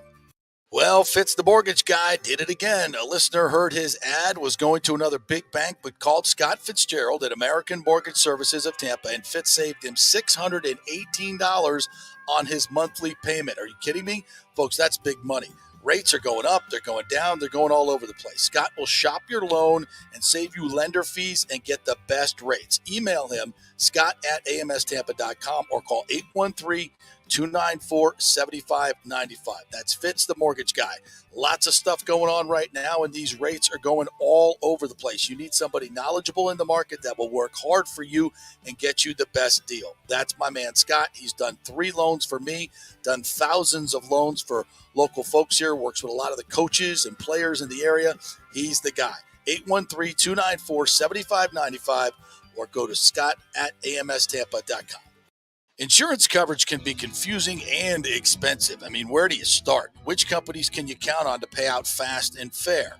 Well, call the great folks at Italiano Insurance. It's a family-owned business. Jeff and Nat Italiano are carrying on the 60-year-plus tradition of giving amazing customer service and giving back to the community through their annual backpack drive for needy students and their support of the local pediatric cancer patients. But it's the customer service that sets them apart. They can shop all your insurance needs and save you big-time money. Don't hop on the internet and waste time looking at some bogus reviews. Talk to knowledgeable agents and not some voice-generated robot. These are confusing times for homeowners, and Italiano's team of experienced professionals can provide the right coverage for every situation: home, auto, business, life. It's Italiano for all the pieces of your life. Call 813-877-7799 or go to italianoinsurance.com. During COVID, over 1.7 million people were added to the Florida Medicaid rolls, but as of April 1st, 2023, most of these people may not be eligible for the Medicaid coverage and will lose their health plan. If you have been notified you are losing your coverage, don't freak out. It's very likely you can apply for a federal subsidy under the Affordable Care Act. Just call 877-652-0244. Our representatives will walk you through the whole process, get some basic information on your income, number of kids, and then they'll find a plan that best fits your needs. In fact, with the new laws, 90% of Americans qualify for reduced or free health care. You can select great plans like Florida Blue. That's my carrier. Love them. Paying $800 left after making the call. 877-652-0244. Our highly trained professionals know all the intricacies of the new laws. They will do all the work. You save tons of money. So if you're being dropped from Medicaid, fear not. Call 877-652-0244. Get real health insurance, free doctor visits, free blood work, no deductibles. 877-652-0244. Hey, JP here for Extravaganza Productions Incorporated, EPI. You've probably seen their purple logo at so many events that you've gone to. They are based in Tampa. And for over 33 years, they've been creating and producing conferences, meetings, and special events, the biggest to the smallest. Solid reputation of delivering the best audio-visual, sound, lighting, entertainment, video production, and decor on time and on budget. I've worked with them with so many big events. The Warrior Games, which was an Olympic-style event all over Tampa Bay, from McDill to the Convention Center to USF. They did it flawlessly, made it look big and fantastic. I've worked with them on small events as well, large and small meetings and conferences, sporting events, fundraisers. If you got a fundraiser, you don't know the logistical way to pull it off, they'll take care of everything. Entertainment events, branding events, grand openings, so much more. The folks at Extravaganza Productions are the most professional and the best. I've worked with them many times. They are fantastic. You can contact them through extravaganzaproductions.com or call 813-621-4700. Extravaganza Productions, they are awesome. Ladies and gentlemen, let's rock. This is FanStream Sports with JP. All right, welcome back to the JP Peterson Show. Yes, you heard that ad right there for Extravaganza Productions, our newest advertiser. And by the way, if you want to advertise on the show, just contact me, jp at the jpppetersonshow.com. Pretty easy email address to remember there, jp at the jpppetersonshow.com. And we'll get you hooked up. Our numbers have continually grown, and we're doing great things for our advertisers. So jump aboard. We'd love to have you. We got room for a few more. So, and we're expanding in many, many ways. So we thank you guys so much for being a part of the show and watching and listening and sharing the show as much as you can on social media. We really appreciate that. All right, lots to get to here. I got to jump out at 11:30, but Nick's going to stay with you and go through all the Baker Mayfield audio, which is really good from yesterday. I listened to his interview, and I just can't stop liking this guy. I'm developing a little bit of man crush on Baker Mayfield. He's saying all the right things. He's a lot more warm and fuzzy than the previous guy. I'll tell you that. Yeah, well the previous guy won.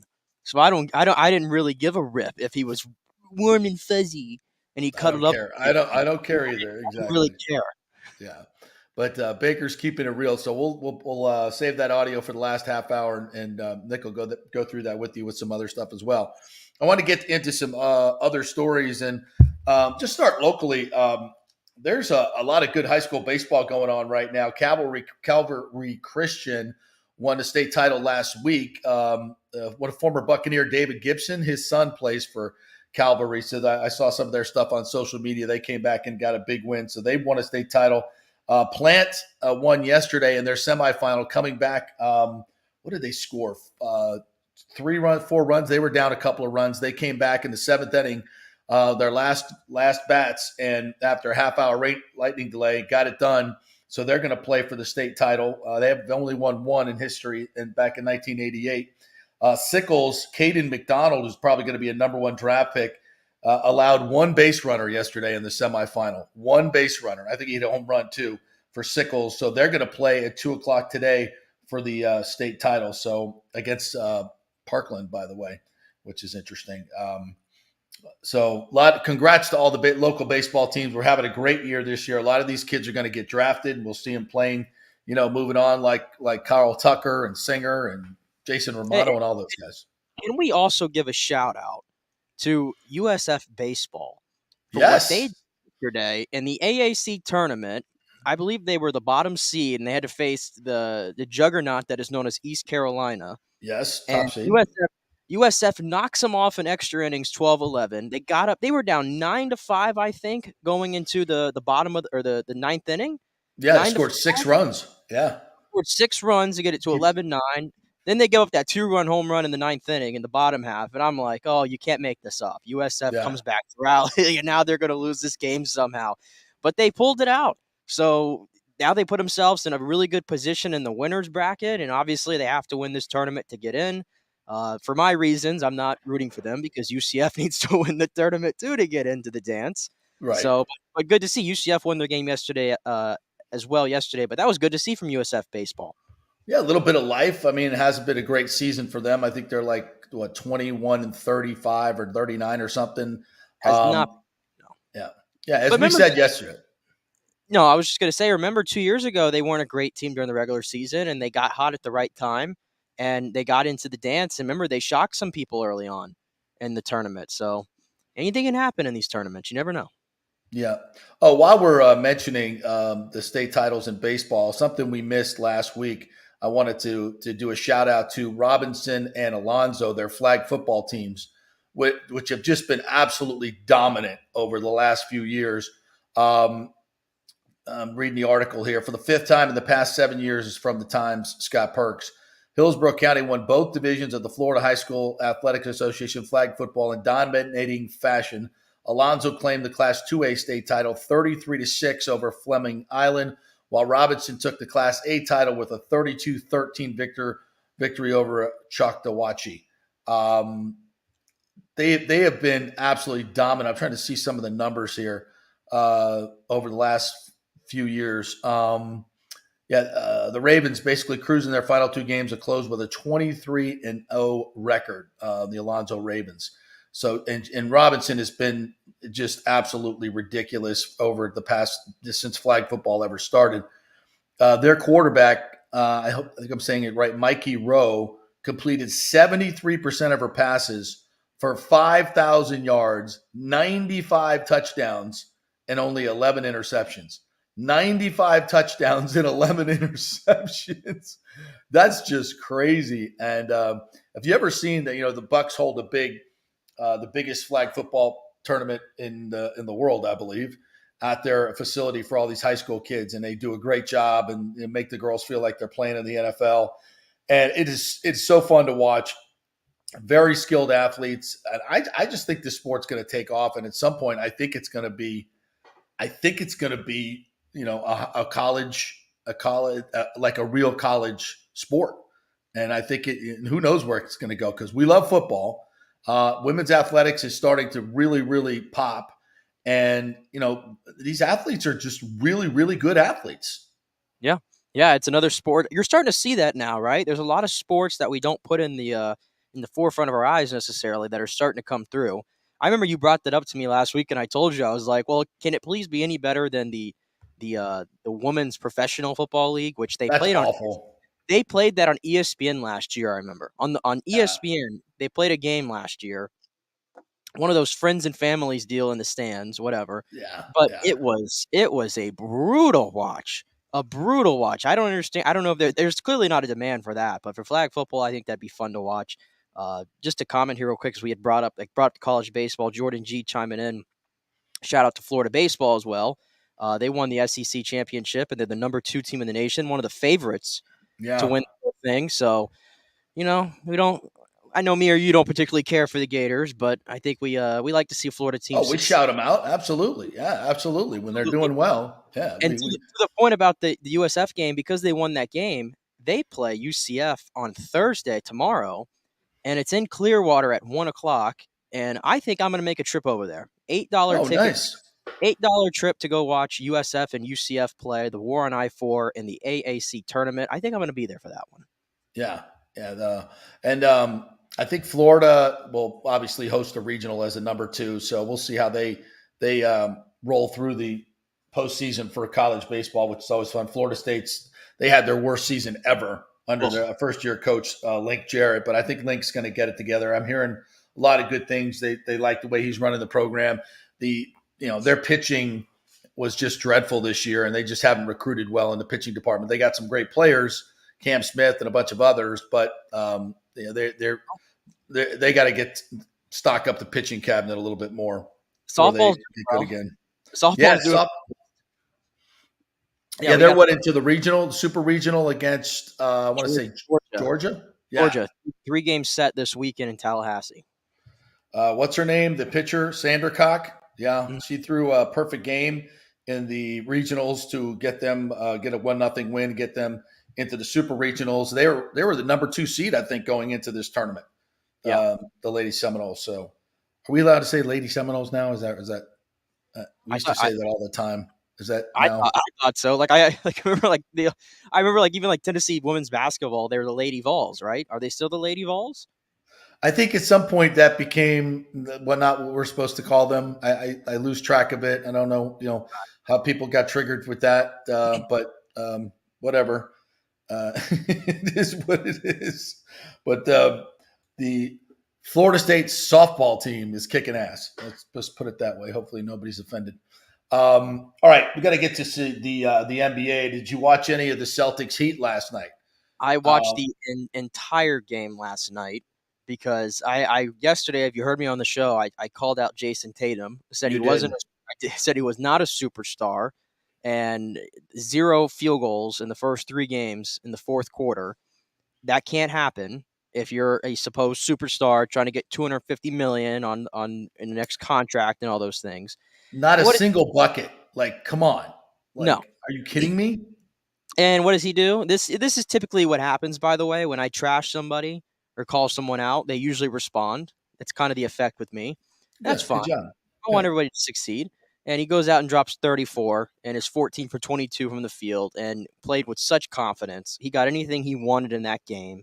Turning point of that game was when they'd subbed him out. Miami went on a little run there in the fourth quarter, and then he came back in and they immediately went on a 17-3 run. Completely put them away. So Boston stays alive. I don't think they're coming back in this series necessarily. I think it's too little too late, but at least we have some kind of series. This is the only team in the conference finals, NHL or NBA, to make this not a sweep. So that's good to see. Yeah. But again, the Celtics, and I was watching Get Up this morning, Greenberg is all about they can come back from 3-0. Nobody's ever done it. I think it's 149-0. They could come back from 3-0. And he makes a good point. The Celtics are the better team, and they have been the better team. They're the more talented team. But to me, there's like something going on with their coach, Mazzulla, where the team is not listening to him or doesn't believe in him, and they're going to do their own thing. And last night they kind of decided to do their own thing. People are talking I don't know where that's at. I don't have any inside scoop on that. But the bottom line is the Celtics are a more talented team than the Miami Heat. And when they play with will and determination and some cojones, they can force their will on Miami if they want it bad enough. But they haven't seemed to want it bad enough, which is absolutely mind-boggling. Last night was they got the perfect storm last night. They finally had Tatum show up, but they hit the 3 ball. And if you've watched the Celtics all year, they're so predicated on if they can hit the 3 or not. And that's what they haven't been able to do for the first 3 games. I think they hit 18 or 19 yesterday. They had that working for them. Grant Williams gave them 14 off the bench. Al Horford gave them 12 off the bench. That was his best offensive game in 2 series. I just don't know if that's sustainable. I really don't think that's sustainable to get double digits out of Grant Williams and Al Horford in this series. And when you look at Miami, I think they got 7 guys who on any given night can give you double. I mean, Gabe Vincent put up 29 in game 3. Yeah. They just have. Everybody keeps saying that the Celtics are the more talented team. The Celtics are the more talented team. I'm not so sure it's that big of a gap, though. I'm really not. I think Miami has a bunch of sharpshooters, and they have a bunch of guys who are undervalued, like Gabe Vincent, like Mash. Miami barely made the playoffs. I mean, they barely made it. They were a mediocre regular season team. And I know Jimmy Butler turns it up in the playoffs. I get that. But they just, I mean, they're playing well. Is Gabe Vincent going to score 29 every single time? I mean, I don't know. No, but I'm not saying the Celtics can do this because I don't think they have the cojones to do it 4 games in a row. I just don't think I don't think they're tough enough to do it. I think Miami will break their will in one of these games because they're fragile. I think those 2 guys and the whole Boston team just seems fragile to me. They don't have the intestinal fortitude that it takes to advance in the playoffs round in and round out. The Miami Heat play with that type of intensity that you need to play in the playoffs. The same thing in hockey. Some guys can do it in the regular season, but can't do it in the playoffs. And the Celtics look like that kind of team to me. Well, I don't really put much stock into the fact that the Heat were a play-in team and kind of backdoored their way into the playoffs because it's the same team. It's the same team. They're here, and it's the same team they had last year that was number 1 seed, and they went home. They found a way to kind of just skate through the regular season, then you get in, and anything can happen. Great example of that's in the NHL right now. The Florida Panthers are 1 game away from sweeping the Hurricanes and going to the Stanley Cup, and they were the 8th seed, and they were floundering all season long trying to figure out what they are. So I just think that's where we are in the NBA and NHL playoffs, and I think that's a great thing that it's so unpredictable, and we could have an 8 seed take down the 1 seed potentially in both sports. So I don't really put much stock to it. Miami's a really good team, and I think they're going to be your representative, and we're going to get Nuggets Heat in the final.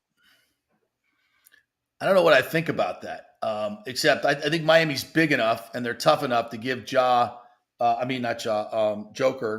talk about Ja here in a second, some trouble. By the way, did you see Magic's tweet about Joker? I did not know. I just retweeted it. Let me get it word for word here. He said, let me read this. The Joker is changing the game of basketball right before our very eyes, much like Michael, Larry, LeBron, Steph, Kobe, Kareem, and Shaq. He didn't mention himself, but we'll go ahead and put you in there. Wow. for Magic Johnson to say that. And I gotta agree with him. I've never seen a player like Joker. I've never seen a player like him. He's different. He's in every way, he's just different. The shot angles, the variation of shots that he has, his ability to shoot outside, his passing ability, his ball handling, his knowledge of the game, his feel for the game. It's like you said yesterday. The dude is a triple-double machine, but he's never padding stats. It seems like every play he makes is integral to winning for his team. Mm-hmm. And he is the quintessential superstar that doesn't need two more superstars around him to have a great team. He just makes everybody around him so much better, just like Magic did. Magic was the king of whatever my team needed on that particular night, whether if my guys were hot, if Worthy and Coop and all these guys were hitting their shots, I'm just dishing all night long. If I got to score 40 in a final, I'm going to score 40. I got to play the post, I'll play the post. Yeah. And Joker can do it. He can do all of it. I think he is a generational player. I think that's fair to say. I agree with Magic because, big man, and you grew up in the era where the big man would stay down low in the post and they would dominate. They usually had a really good move that they could go to at any given moment, like Kareem with the skyhook is the greatest example of that. And Hakeem Olajuwon had some moves. Shaq obviously revolutionized the center position, especially when he was in Orlando, when he could run the floor. Right. And he was just like a deer going down, up and down, right? Yeah. But Jokic, he slows the game down like nobody I've ever seen. He's the new age. He's like the new age center. I think a lot of people are going to try to model their game after him now at that position. And for my money, I know Dirk is out there and Luka's very talented.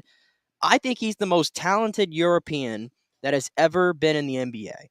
And I'm including Dirk. I'm including Dirk into that. In all respect to Dirk, who's one of the greatest 20 players probably in the history of the game, I think Jokic is on that trajectory right now. He's only 28, which is scary to think about. He's got a lot more winning to come. This is a core that I think they can keep together for a long time. A really good head coach in Mike Malone, and Jokic is the leader of that. So absolutely, he's a generational player, and I think he's changed the game. All right, before I get out of here, I got to talk about the Jamie Benn hit last night on Mark Stone. If you missed it, and very out of character for him. He just kind of snapped last night. Got involved in a bit of gave him a shot, hit him to the ice. Ben did. And while Stone was on the ice, he took his stick and cross-checked him right in the head. Right in the head with all of his force on top of a guy. Like you could see a UFC guy grounded and pounding, except taking a hockey stick and cross-checking him. I'm shocked that Stone was not really, really physically injured in that. Thank God. Maybe he got a piece of his helmet when he did it or what, I don't know. But thank God. And Jamie Benn, 2 minutes in, he's got a misconduct. He's out of the game. And they scored 3 goals and the Knights were off and running and they have a 3-0 lead now. But that was disgusting and out of character. What are your thoughts? You're the captain of the team. You're down 2-0 in a series that really hasn't been all that close. You're at home. You have the must-win game. What are you doing? What are you doing? Not even 2 minutes into a hockey game, taking matters into your own hands like that as a captain. In my opinion, it's one of the most selfish things I think I've ever seen in the NHL from any player, let alone a captain, in this magnitude of a series and in that magnitude of a game. I think that immediately sank Dallas completely. Oh, of course. The game was over right then and there. They just seemed completely dejected from that. Doesn't help when your goaltender, Ottinger, we've been saying that he's the best goaltender left in the playoffs. And he gets yanked after 7 minutes yesterday. Yeah. With 3 goals. I'm really surprised at this output that Dallas has put out there, to be honest. I thought they were going to win this series against Vegas. I thought they were the better team going in. But they just seem like they have no life to them. And Jamie Benn, he has a hearing. I think it's going on as we speak. I would be shocked. Oh, yeah, he's out. If you see him the rest of the series. First of all, I don't think they're going to win another game anyway, so I don't think it's going to matter. Right. But just a selfish play all around, and fitting that Dallas got what they got last night. Yeah, it's bizarre. The first time ever we've ever had all these conference finals in the NBA and the NHL all 3-0 until we got a win last night by the Celtics. It was a little weird synergy there. I agree with you there, but Vegas looks good, man. And that Jack Eichel trade, nobody believed in Eichel at all, and for good reason. And Vegas has found a way to get them rolling. Bruce Cassidy's done a great job with the team. Bruce Cassidy gets the last laugh. Boston, he does. He does. The historic regular season doesn't get out of the first round, and Bruce Cassidy is taking Vegas to the NHL Finals, most likely. How about that? All right. I'm out of here for today, but Nick's got some great stuff for you the rest of the way. He's going to do the Baker Mayfield audio, which is really good stuff. You got to hear it. It's a whole new dude, man. And I think Bucs fans are really, really going to start gravitating towards him. Kyle Trask is not out of it, but I think you're going to hear some very confident words from Baker Mayfield. All right, quick break. Back in 3. Stay with us.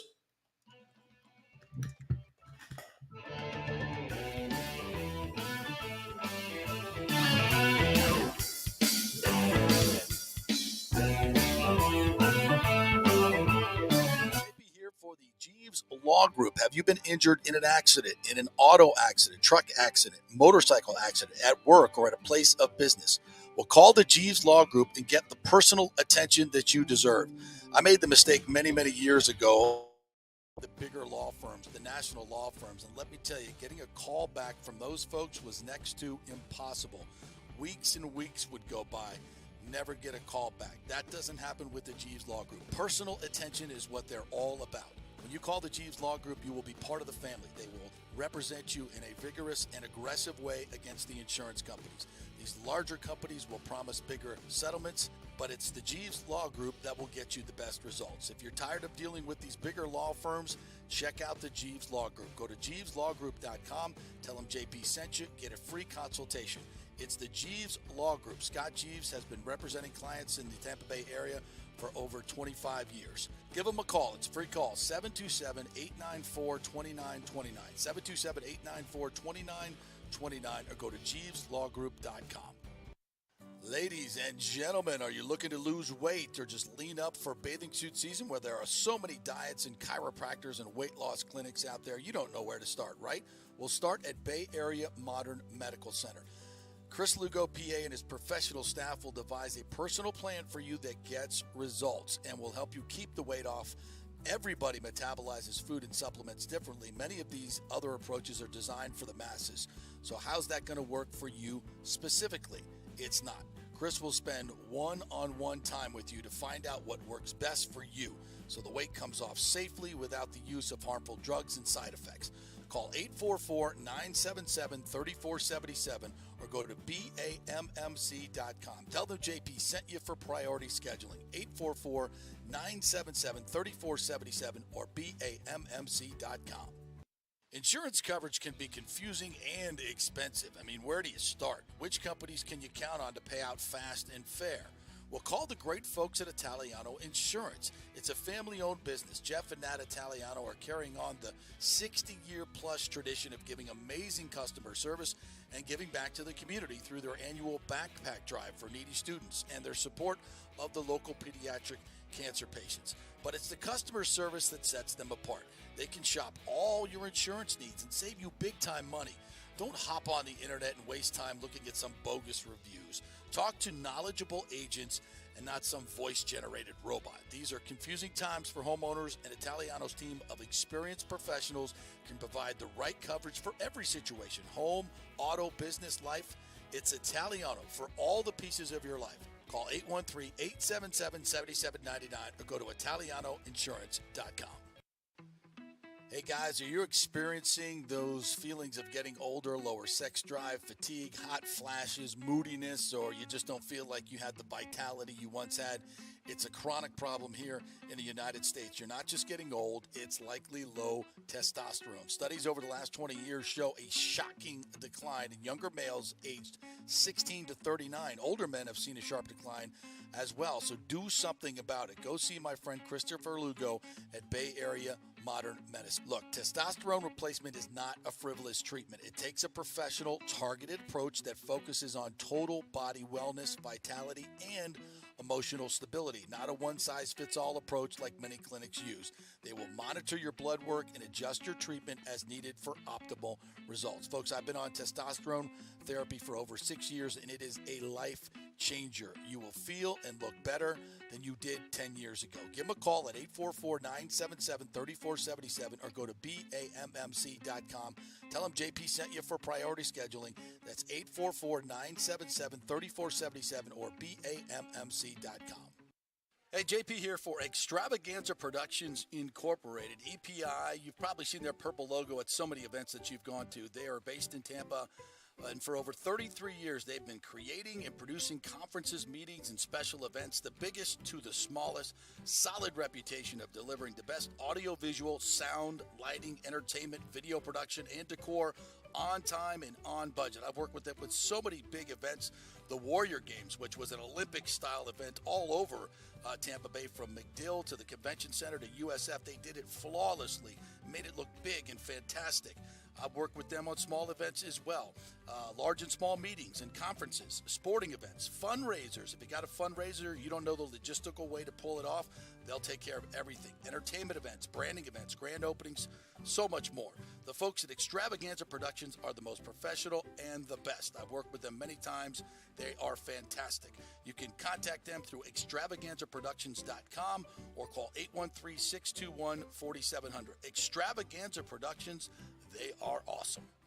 During COVID, over 1.7 million people were added to the Florida Medicaid rolls, but as of April 1st, 2023, most of these people may not be eligible for the Medicaid coverage and will lose their health plan. If you have been notified you are losing your coverage, don't freak out. It's very likely you can apply for a federal subsidy under the Affordable Care Act. Just call 877-652-0244. Our representatives will walk you through the whole process, get some basic information on your income, number of kids, and then they'll find a plan that best fits your needs. In fact, with the new laws, 90% of Americans qualify for reduced or free health care. You can select great plans like Florida Blue, that's my carrier, love them, paying $800 left after making the call. 877-652-0244. Our highly trained professionals know all the intricacies of the new laws. They will do all the work, you save tons of money. So if you're being dropped from Medicaid, fear not. Call 877-652-0244. Get real health insurance, free doctor visits, free blood work, no deductibles. 877-652-0244. Pure sports. JP is back on. Welcome back. FanStream Sports. All right, welcome back to the JP Peterson Show, a Wednesday edition of the JP Peterson Show. You heard him there before we went to break. JP having to slide out a little early today, so I'm going to take you all home here for the next 20 minutes or so that we have left remaining. Going to get to the Baker Mayfield audio from yesterday as he spoke with the media after day one of Buccaneers OTAs, as we're about 4 months away from the beginning of the season. Cannot wait for that. Before I get to that, I just wanted to expound on a couple little notes. We were just having that discussion in the NBA and the NHL.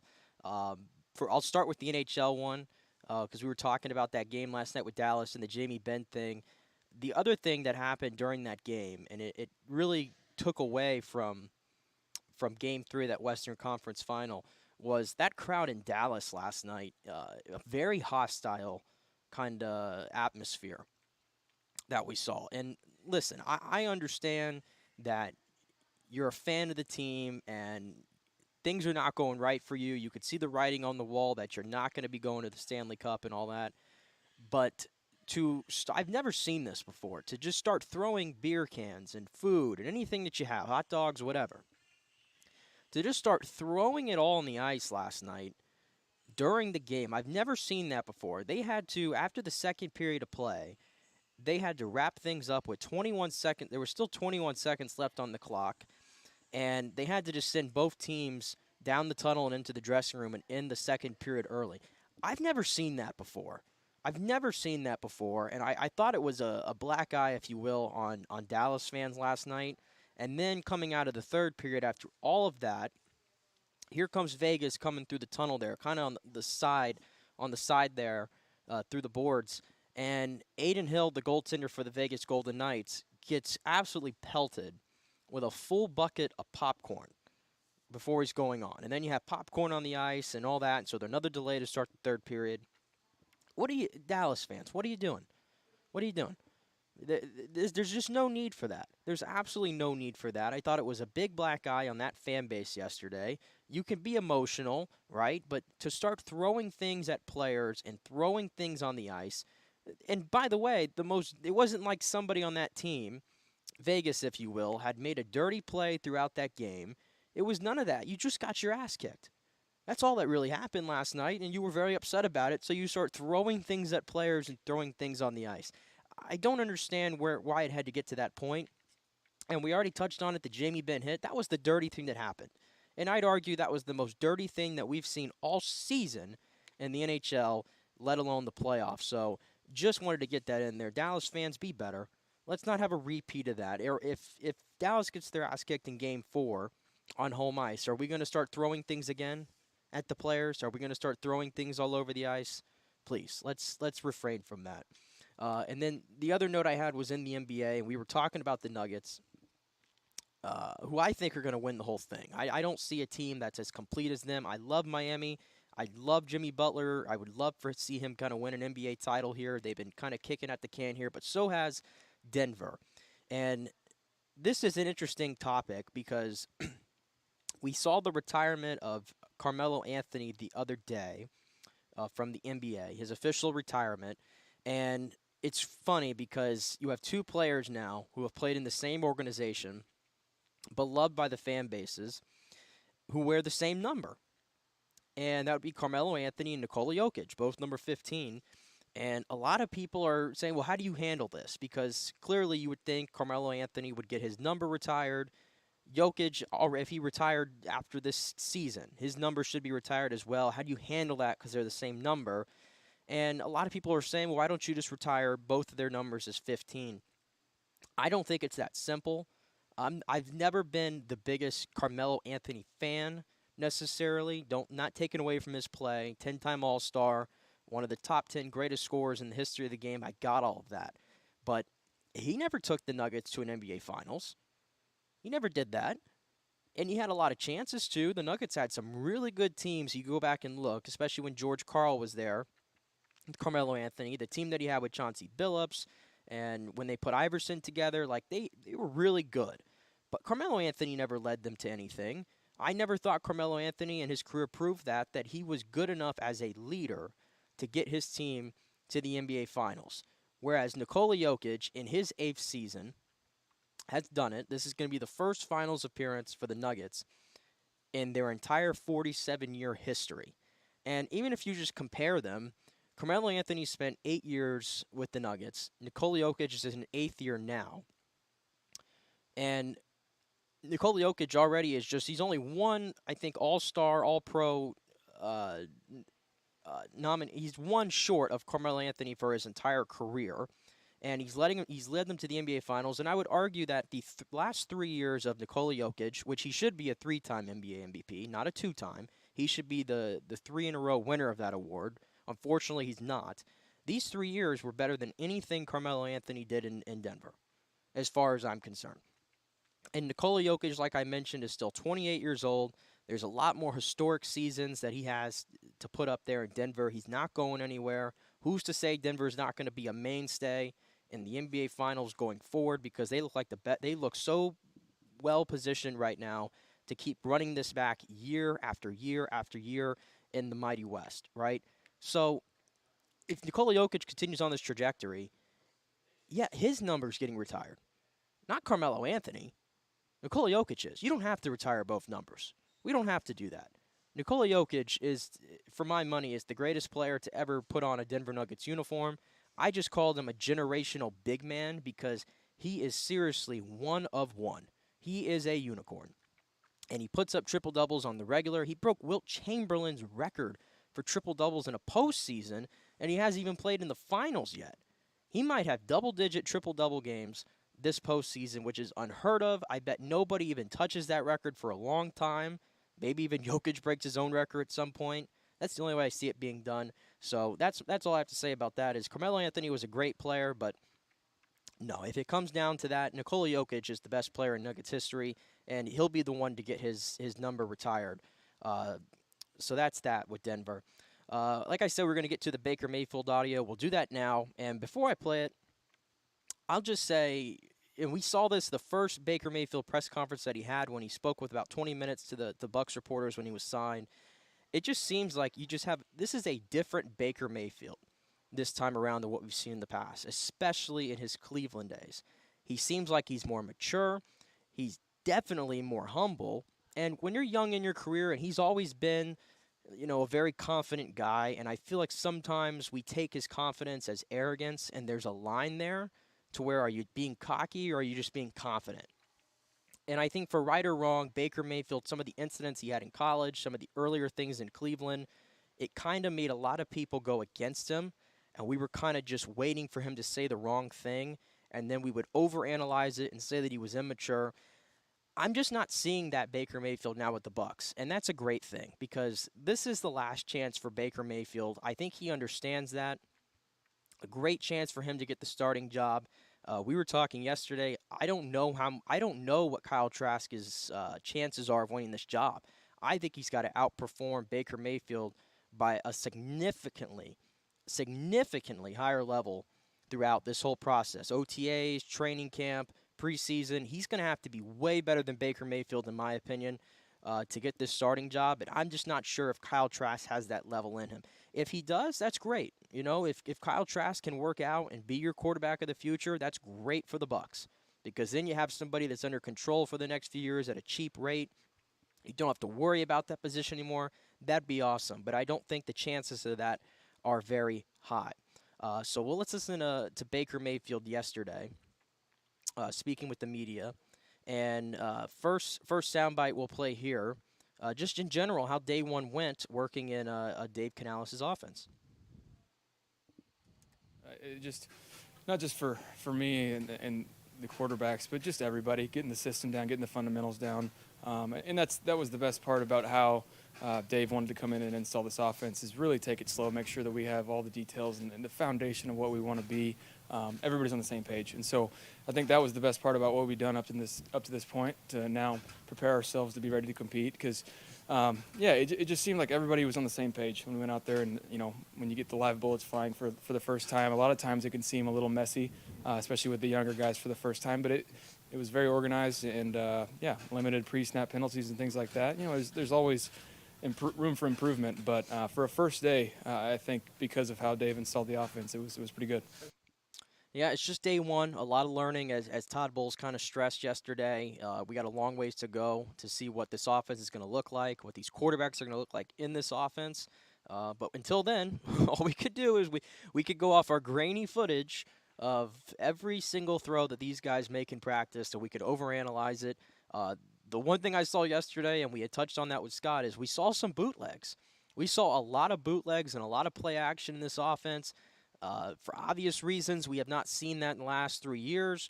Last year, it was obvious that's what they really missed in that offense, and I'm hoping that Baker and/or Trask can bring that and kind of unlock the potential with this offense. And to that point, here's Baker talking about his mobility and his comfortability running play action schemes.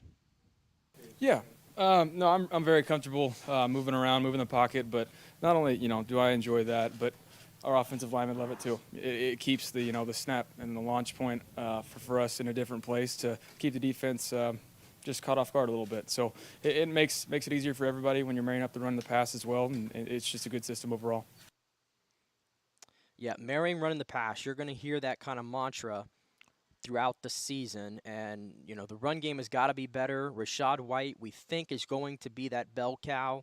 Potentially, we can get him 25 to 30 touches, get him involved in the pass game, which I think the Bucs tried to unlock that a little bit last year. But the issues up front, getting the ball out quick, obviously the scheme standpoint, it didn't really. I don't think we got the best out of Rachaad White as a receiver last year that I think the Bucs would have hoped, and I think that's going to be a lot different. And I think a lot of play action, opening things up, is going to unlock his potential there. And the other thing that we've been kind of talking about is the whole connection to Shane Waldron and the offense, the familiarity. And here was Baker kind of talking about how this offense kind of relates to the one that he came from with Shane Waldron. Shane Waldron was in Los Angeles for a few years before he went to Seattle with Dave last year. So there's definitely carryover, similar system. And now when it comes to terminology and things like that, there's different adjustments and what they really want to get accomplished. So, I've been on enough offenses now there's a little bit of relation to a lot of them, but especially the most recent one. Yeah, you're right. Yeah, familiarity is big around the league, and to his point there, he's been in a lot of different offenses, and at the end of the day, maybe some of these offenses are not as different as others. There's a lot of minor tweaks in there that make them kind of tick, but it's good to see that Baker has some kind of that familiarity there. I wanted to get to this one for sure, because we've been talking a lot about this. The Bucs are being, I don't want to say disrespected, but they've been kind of discredited a little bit with what the national media kind of thinks of this team going into this season. And listen, I understand this team had Super Bowl aspirations going into last year. They went 8-10, counting the playoff game against Dallas. They looked a shell of the team that they were the year prior, and especially in 2020. And I think everybody's accounting that Tom Brady, I think everybody's looking at it so cut and dry that Tom Brady won you 4 games last year at the end of the game, and now you take him out of the equation, you're going to lose all those games, and you're going to be a 4-win team, and you're going to be in the Caleb Williams sweepstakes, which I've had enough of hearing. I've really had enough of hearing that. I don't think there's much differentiating all these teams in the NFC South. I could see a scenario where any one of them comes through and bees that alpha in this division and gets through the playoffs, including your Tampa Bay Buccaneers. And Baker was kind of asked about that national perception of the Buccaneers, and here's what he had to say. In this division last year, and I'm pretty sure the Bucs won it still. So I don't really care what the people in Vegas are putting odds on it, because it's May. We haven't played a real snap of football. There's a long way to go before that, and it's just the time of year where everybody's pretty bored and they don't really have much to talk about, and it makes it fun. Yeah, listen, we have a long time before the season starts, and everybody's going to put their power rankings and their predictions and all that, and I understand it. I just think a lot of people are off base with this team right now. There's so much talent still here on this roster. We've talked about it. There's about 10 to 12 guys on this team that have either been to Pro Bowls or they have the potential to make a Pro Bowl, and some other really good players in this league. And I think if you're comparing them to because everybody's putting them in that Arizona category, and they're putting them in that Indianapolis category. I think they're far and away ahead of those teams. I truly believe that, even with the quarterback situation. And I think they're going to shock some people. And I'm not talking winning 10 games or anything like that, right? And I'm not penciling them into the division crown, even though I could see them winning it. I'm saying that if they can get in between 7 to 9 wins, I think realistically that is where this team is going to sit at. I don't think the schedule is as daunting as many may seem. They kind of have those teams. The games they have against big teams, they're kind of spread out enough. And in the second half of the season, they're going to face a lot of inexperienced quarterbacks. I think 7 of the last 10 games of the season are going to be against first and second year quarterbacks. And I know a lot of Bucs fans have some, including me, some PTSD. We've seen young quarterbacks, rookie quarterbacks, kind of tear up the Bucs in the past. I think they've started to kind of right that ship a little bit here in the last few years. I think this defense will be better when you look at the speed that they brought in. Kalijah Kancey in particular, the first-round pick, he's replacing Akeem Hicks' role. And Akeem Hicks, for all that he's done in the league, it was clear last year that he had lost a step. He couldn't stay on the field. And I think Kalijah Kancey is going to be a big upgrade there and kind of take some of that load off of Vita Vea. Logan Hall, you heard it there with Scott Reynolds. He's 300 pounds now. He's 300 pounds, and I think he could slide into that Will Golston role if they don't bring Will back here during the summer. And I think you should be more improved up front. Greg Gaines, you'd throw him there as well. Ryan Neal, who I think could be the unsung hero of this defense. Huge upgrade as far as I'm concerned over the veterans in Logan Ryan and Keanu Neal. And I think his best football is probably still ahead of him, and they got him for a bargain. Kind of fell into their lap after Seattle. For whatever reason, Seattle moved off of him. So, yeah, I think this team definitely is going to be a lot better than what we saw last year, even with Tom Brady not being in the building. I know that sounds taboo to say, but I think there's a real scenario with that. And then this last one from Baker, his excitement of being around all the weapons that he has on this team.